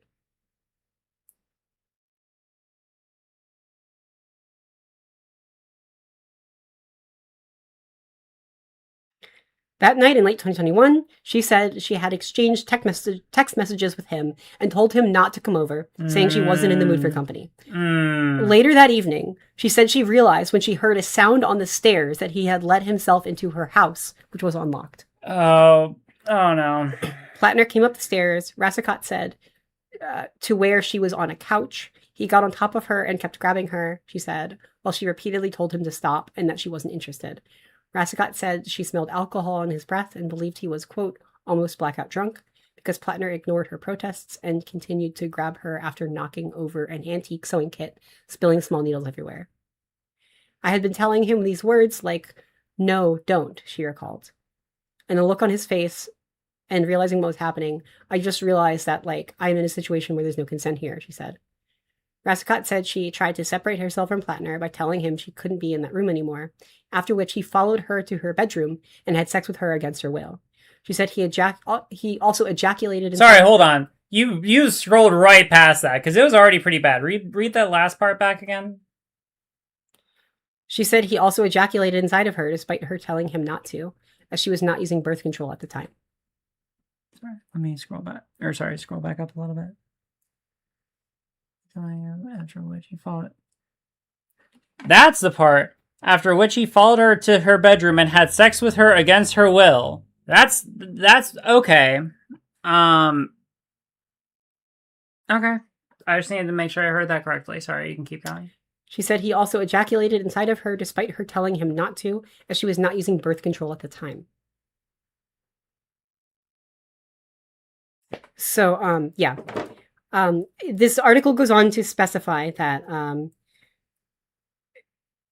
she wasn't pregnant. She didn't get pregnant. Wait to check. She did later say like she doesn't want any more contact with him and like stopped all contact with him over Instagram DMs.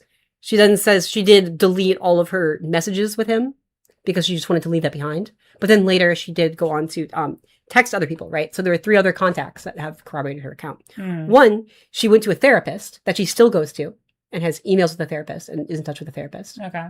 Where she's talked about this. And it matches up the account. 2, she dated like another partner after Graham Plattner who she talked to, and you know, she talked to him, telling him pieces, and then later the whole thing. His account corroborates this. And 3, and there are text messages from this, an acquaintance who was asking if she should like an acquaintance who she told the acquaintance not to date Graham Plattner because he violates consent, doesn't respect consent. Sorry, repeat the last person. I'm just gonna find an exact quote. Also, sorry if I'm asking questions. You've got me thinking because, like, chat, for your reference, like, when I was a prosecutor before my current role, like, I prosecuted sexual assault cases. Like, I handled these kinds of cases before, so I'm just the kind of thinking, like, okay, what are, like, the kinds of things I would look for, like, holes that I would look for. Not saying that I'm, not believing. It's just, like, you get into thinking that sort of way when you want to take these kinds of things seriously because you want to make sure that if you're able to prove something that you can be able to meet your burden in court. Not saying that she has to meet a burden here. I don't know if she's brought charges or whatever, but that's just how I'm thinking about these kind of things. Rassicot showed Politico recent emails with her therapist in which Rassicot explained she was talking to the media about her relationship with Plattner and using the SA/rape, and the SA/rape abbreviation for sexual assault. Yeah, let's see here. I guess the biggest thing that stands out there is that she went to a therapist and that there's an ongoing relationship. Because I don't think that there's, I mean, it's not the kind of thing that you could present in a case and it's like definitive, like beyond a reasonable doubt, just because of that alone. At first, she confided only in her therapist, who she continues to see. Yeah, she has emails with her therapist she's talked to.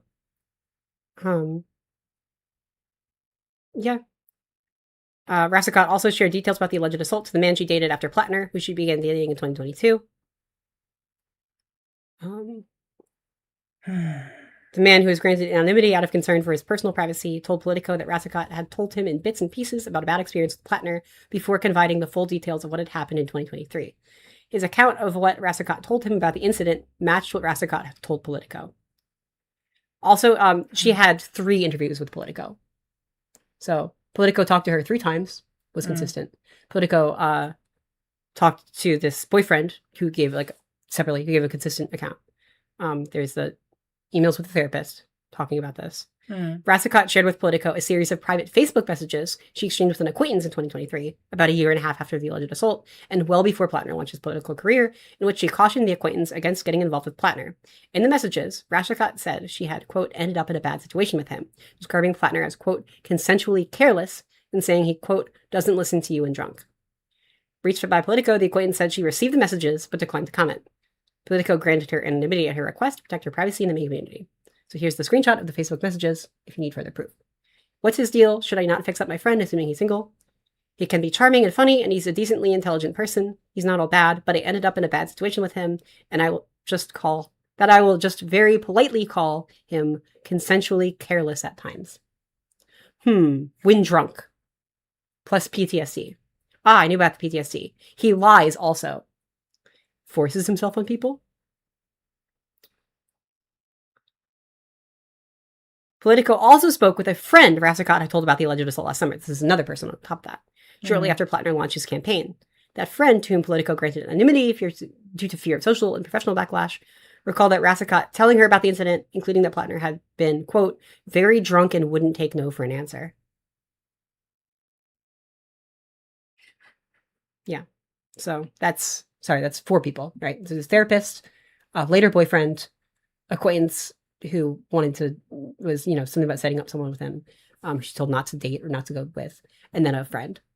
And then the lady herself had 3 separate interviews with Politico. And she also already talked to the New York Times.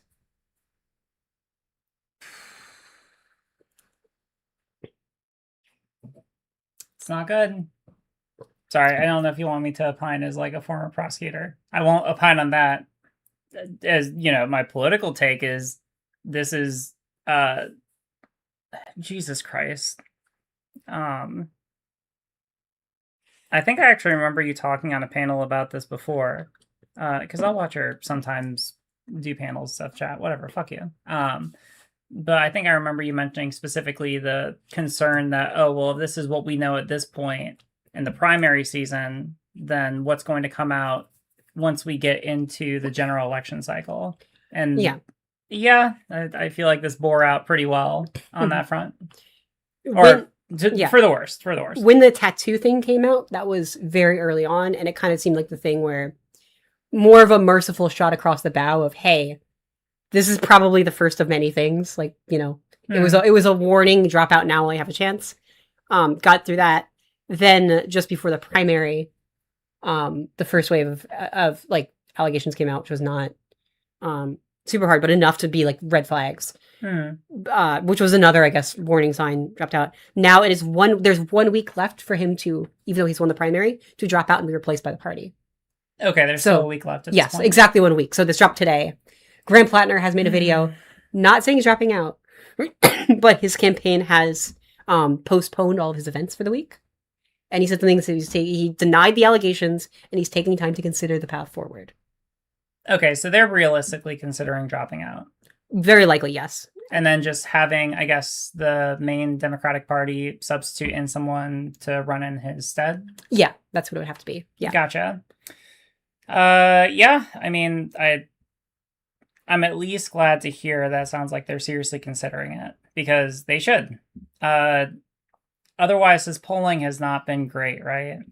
Yeah, he had a big advantage early in the polls because he was seen as this kind of populist character, you know, the next like big outsider guy, especially after the last wave of allegations like a month ago of abusive behavior. He's kind of been tanking. His lead has been tanking. Additionally, it's sort of a money problem because there's lots of big money attack ads invested nationwide, you know, from all kinds of groups into Maine to attack him, because the worse he looks, it's better for Republicans' hope for control of the Senate, and also making him more of a spotlighted character can be used as a bludgeon against any Democrat in any other race. There's a lot of money into trying to sink him and to make him look bad, and a lot of returns nationwide for doing so. Right. Plattner himself has run as the fuck the big PAC donors candidate. Fuck the donor class. You said the donor class a lot. And also, fuck the Democratic establishment. I'm not running for them, you know. And he's been basically campaigning against the Democratic establishment, which means he's had grassroots support among normal people. But when then he's had all these character flaws people are seeing and stepping away. Like, people don't feel as comfortable donating personally, right? But he's being outcompeted vastly in money. It seems like he's sort of crashed. He doesn't have the help of the Democratic establishment or lots of bigger donor groups. How far can grassroots money take you when now every big PAC and group on the right is like, you know, free points. Let's make an ad on him and throwing money for Susan Collins. Yeah. So he already seems like his campaign is kind of stalled out and screwed on its own regardless of this. This really feels like a final nail in the coffin to me. He's not said he's dropping out, and he might just be that cocky and stubborn, but like logically, politically, it's not looking great, you know? Yeah. No, it's one of those. So something I've learned as I've gotten further in my career doing public policy and like political work, like you can make, like there's no single issue for a person that can sink them if they're really worth it, right? If you have someone who is like, you know, they have like some issue with them or what, think Donald Trump, right? Like he has all of, and again, I'm not saying I like him at all. Fucking awful, like worst president in our history, et cetera, right? I'm sorry, I'm tired. I would use more expletives if I had more energy. He has so much baggage with him, but he gives the Republican base that supports him so much that they've continued to support him because all of the baggage that he carries is worth it to them.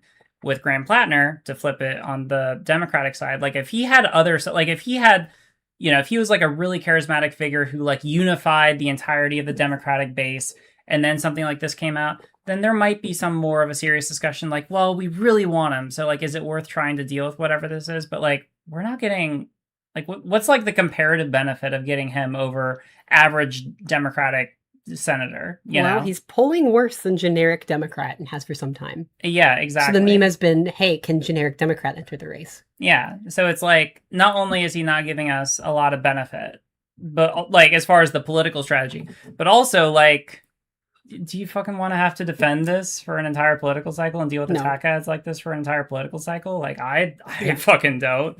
Yeah. And to this person in chat, a lot of people are drawing the false dichotomy, assuming that it needs to be like him or else we just lose. There's 1 week to replace him. And I have a lead on who generic Democrat might be. One of the names that's going around that I looked into and I think has pretty good promise is a guy called Troy Jackson. Tell me about Troy Jackson. This is Troy Jackson. So the appeal, average Democratic. This is senator. generic Democrat. Generic Democrat. We found him. So, my God, it's him. Yes, the appeal of Graham Plattner, right, is that he's a blue collar working guy, right? Because Graham Plattner has like an oyster farm. Troy Jackson is a logger. Wait, Graham Plattner has an oyster farm? God damn it! You shouldn't have fucking said that. I won't fucking vote on the oyster farm. I know. But it's similar, right? Listen, I'm a Marylander through and through, all right? You should not vote based off of that. Anyway, sorry, continue. So, we want like a blue-collar guy with like a local Maine industry, right? Okay. Oyster farmer, logger. All right. Different, but fills the same role, right? Sure, sure. I see it. Someone who, maybe used to be a bad person and is authentic and relatable in that way, but has since grown and changed a lot. Troy Jackson, in like 2002 and before, used to be a Republican. Then he got in office and was an independent for 2 years, and then ever since has been a Democrat. So he had a similar like leftward shift, like Graham Plattner, right? I kind of like that. When did he shift over Republican? When did that happen? When did he shift to Democrat?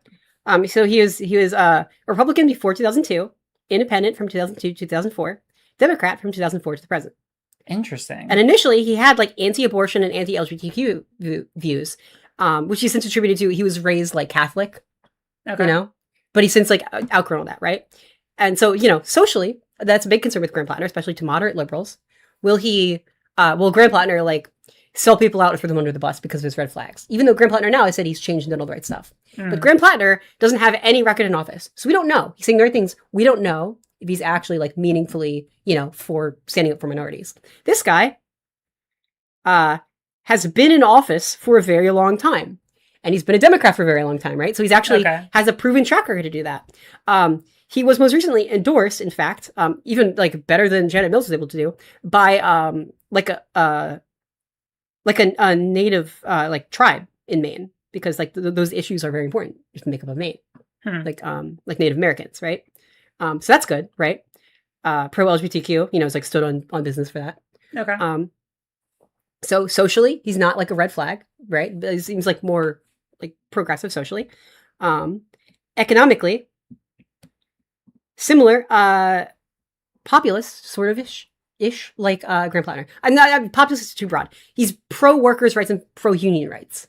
He got his start. I wouldn't say that's, but that. Oh yeah, it's not. Yeah, but that what appeals to like the farther left of that more like Marxist-y like workers' rights kind of aesthetic. Sure. This guy has meaningfully and actually stood up for loggers and loggers unions and loggers groups. Okay. When there were like threats of outsourcing that labor to Canadian loggers. So that's kind of like how he made his mark and got his start of supporting like all the blue collar workers. So why is this person being talked about, or is this just someone who you happen to find?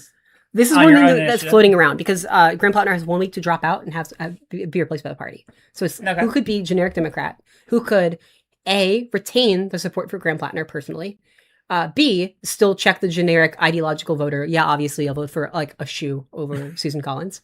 And 3, maybe win back a broader coalition on the left, including more moderates and independents and like moderate Dems, right? So he's checking all the Graham Plattner boxes of like workers' rights being a thing, having this like political transition, being like coming from a more like a blue collar trade background, to like give like moderate liberals more credit.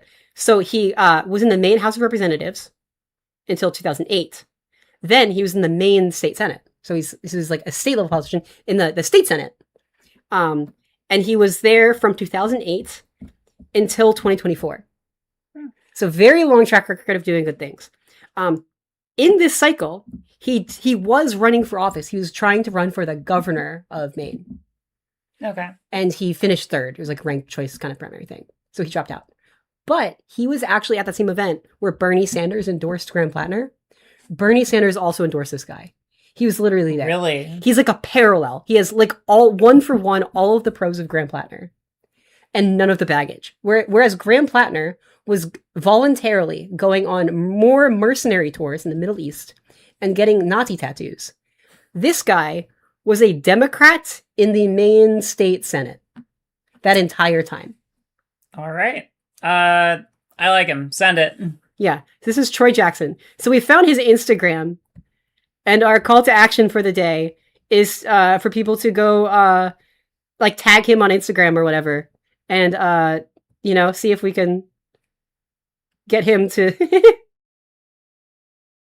see if we can get him to do something, right? So like to anyone who would want Graham Plattner to win, there's time to replace him. This is someone who retains all of the meaningful pros. Well, wait, anyone who wants Graham Plattner. No, it's anyone who wants a Maryland or a Maine Democrat to win, right? Or sorry, I might have been saying something different. No. Anyone who would want Graham Plattner to win, yeah, would find a satisfying replacement in this guy. Oh, gotcha. Okay, yeah. As well as I think he does not scare away as many people because he does not have the downsides. So he like, so it's the trick is, right? Because here's the problem of, just replace him with any Democrat. You lose lots of people who might be willing to vote for Graham Plattner specifically because they like his vibe or they like him as a guy and would feel really disheartened by like a Janet Mills type coming in. They would just stay home. They would feel like, but this guy is like on that same wavelength. If there's like a worthy successor who Graham Plattner himself or his campaign might want to endorse, this is the kind of guy who can like carry that through, but he also doesn't freak out the moderates as much.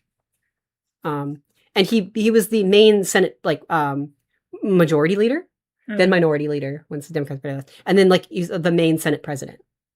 Gotcha. So like that means he's not like one of those, you know, progressives who just says a lot on a soapbox and then does a little. Yeah, he's clearly like trusted and was able to work with people. So yeah, so I think this is the guy who's like able to kind of be the best of both worlds a little bit. And he's a boomer, so we found he has his Instagram for his campaign and hasn't really posted much since. And he has like a Facebook, which I can't even look at because I don't have Facebook. Yeah, but this Troy Jackson is our only hope, I think, or our best hope so far. At the very least, he might not even be the only name or the only person. There could be other people just as good. By moving the conversation rather than defending Graham Plattner to like starting to talk about alternatives and get some momentum that way, adds to the pressure for Graham Plattner to drop out without like, oh, there's no hope. Fuck it. You know, we lost.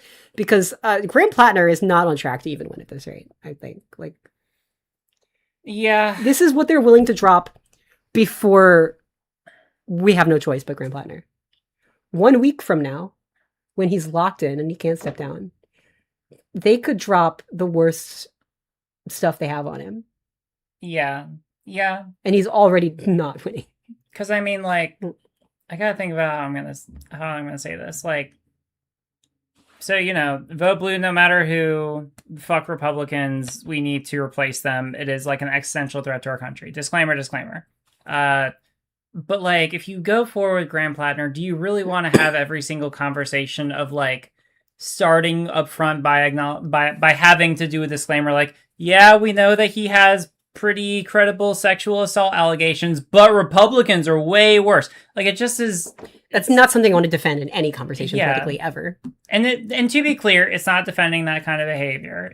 But like, I fucking hate the idea of having to make every conversation into, yeah, the guy we're putting forward is bad, but they're so much worse. Like, I feel like what people really want nowadays is like this is something like, no, this is affirmatively a cool person. Like fucking Mom Donnie, right? Yeah. Like, to be able to say, like, not just, oh, they're awful, more awfuler than we are. To be able to say, like, nah, we're putting forward something awesome and exciting, and we want you to be excited about it too.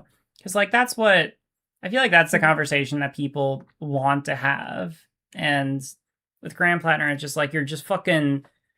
Jesus Christ, I would kill myself in Minecraft if I were like a Democratic canvasser in Maine, having to deal with that at every single doorstep. It's starting to become a problem in other states too, because now this guy has been nationalized and is being brought up in every conversation as an example of Democrats guy. Yeah, it is like we have an alternative. We have an exit door from this. Yeah. And I really think we should take it.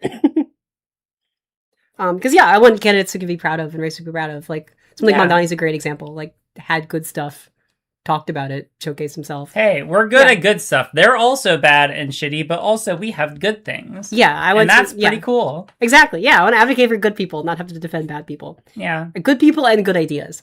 We do not have to compromise on one of these two things. Yeah. Yeah.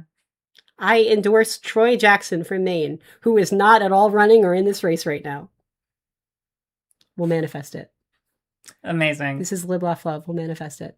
Live, Laugh, Love. Yes. Is this first episode of Live, Laugh, Love? This is the first episode of Live, Laugh, Love. Fuck yeah! Yes. I'm gonna work on a slow rebrand into like a girly pop aesthetic and politics. Like that's the meme. It's like news for girls. I love it. Even though we're talking about very dead serious stuff. However, the first guest on Live, Laugh, Love was in fact a man. I talked with Wick earlier. Yeah. Who I believe just sent me one more thing we'll look at for the day. Oh boy! Oh boy! Oh we've been trying to hold it to account all of the allegedly left, but really fake left creators who have gotten us into the situation by like wholly endorsing Graham Plattner every step of the way, and have left us with this problem to answer for. This is Cenk Uygur of the Young Turks. On July 6th, 2026. This was yesterday? Yeah, so yesterday. Wait. Oh, June 6th. Yeah, no, that's July 6th. Wait. Yeah, July 6th. Yeah. That's today.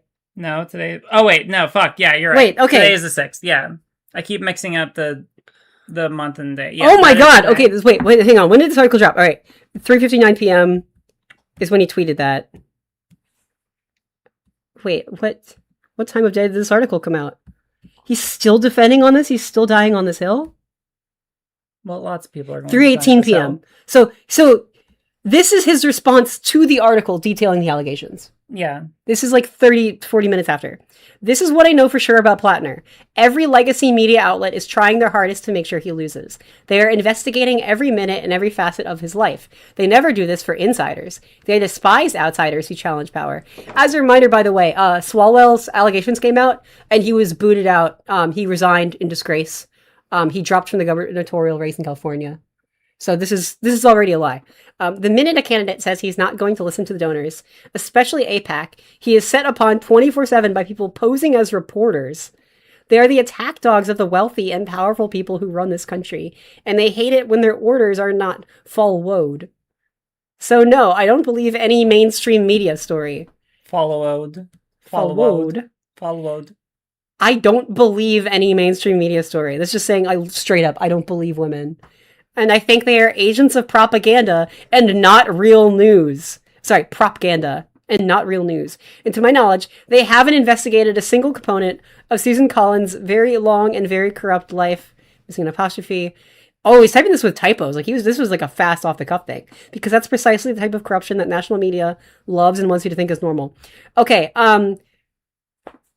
I firmly believe at this point the Young Turks is an op factory. This is not good faith. Like everything the Young Turks up. If you watch the Daily Wire, if you're a conservative and you watch the Daily Wire, you'll come out of it just as a conservative, maybe like a little more, rah, go team, right? Okay. If you're like apolitical or not really sure of anything, you watch anything by like the Daily Wire, you'll come out of it like, these conservatives make some good points. Be more sympathetic to them. If you watch anything by like PragerU, right? Like they're trying to gain your sympathy, trying to gain your support, right? Their causes. I see where you're going. Yeah. Gotcha, okay. If you watch the Young Turks, you're going to come out of it not a bigger fan of the Democratic Party or the left, but their target audience is people who are already on the left and souring them on the left. What was the recent quote from Contra? It was like, we've gone from conservative podcast or like a conservative talk show host to shitting on Democrats to like tanky podcasters shitting on Democrats. Yeah. It was something like that. I don't know. It was an interview recently, but like it's the call to action implied or expressed seems to always be just screw Democrats. And it's like, why does that seem to always be the case? Yeah. And what's weird is like, you can see him in interviews and stuff. He is very unwilling to criticize Donald Trump and will bend backwards and make excuses and dance around that. But he is like quick draw. Like, look at this. I mean, there's typos. This is how fast he did this. This is within an hour of the article coming out. willing to attack like the Democratic establishment or whatever. Attacking AIPAC.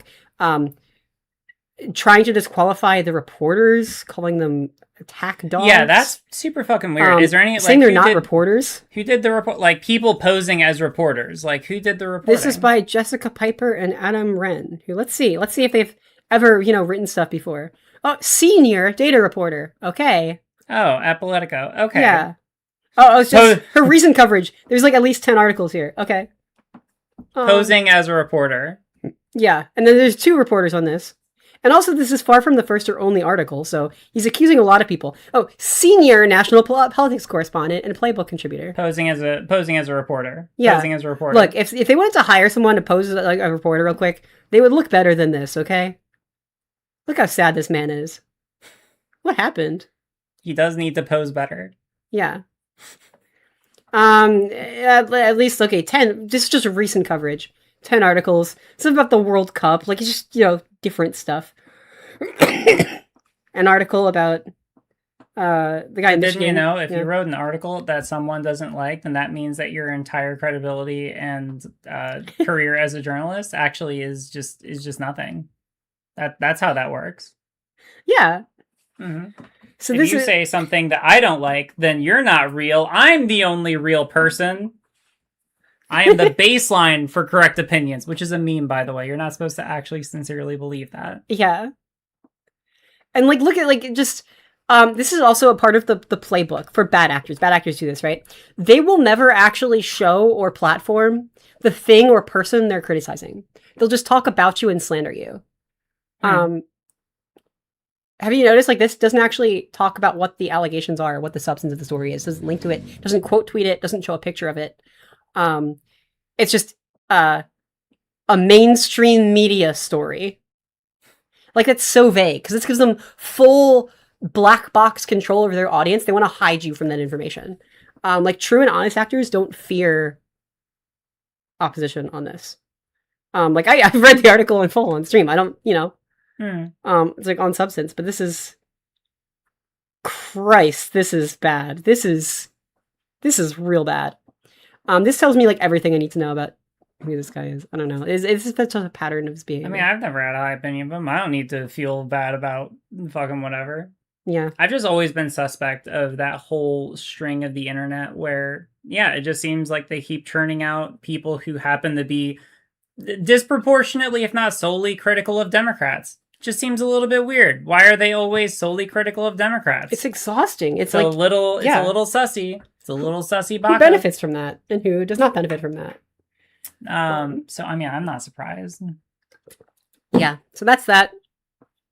Wow, that's a new low. Even for him, that's rough. Yeah. Straight up, we do not believe women. So it's. Who else has come out of the Young Turks? It was Hassan came Hassan out of Piker, there. Jimmy Dore. Jimmy Dore did? Oh my god. Yeah. Didn't Kyle Kulinski for a brief time worked with them and then it's kind of spun out again. There was I thought correct me if I'm wrong, who's a gay man with the Daily Wire? Dave Rubin? Yes. Dave Rubin. He did? Yes, Dave Rubin was the first one. And you can see, right? Because that's how do you do, fellow gays? You can be a Republican, right? It kind of seems like each model over time is a little smarter and a little more nuanced.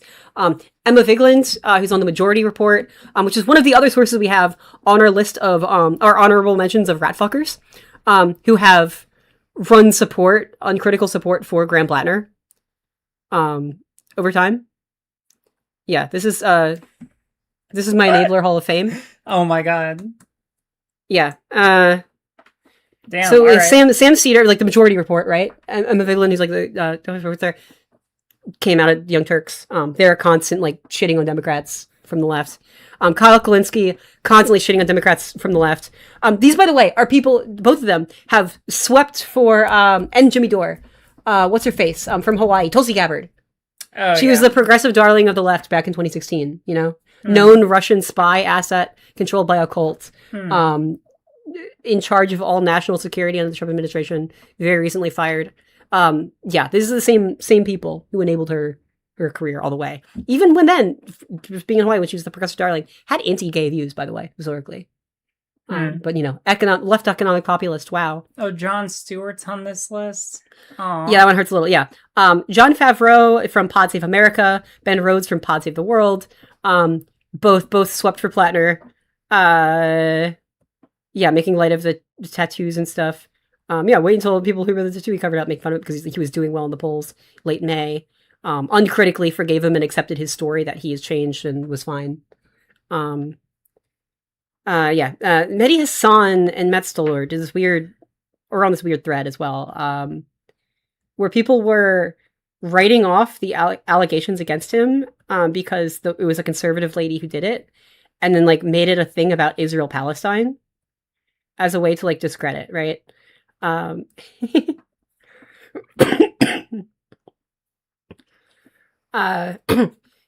Whether or not you believe GOP operative and ex-Graham Plattner girlfriend Lindsay Fiffield's accusations against Plattner, which he has denied and which at times has been unable to corroborate, what's undeniable is that Fiffield is an anti-Palestinian racist and bigot.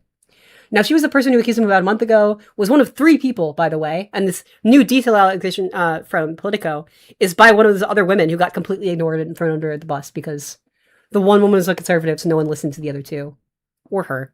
Okay, this is about Palestine, I guess. That's still, I don't really know. Is another example of a very common thread. That's why I have this in the list. The attacks on Plattner are obviously driven by his stance on Israel. I'm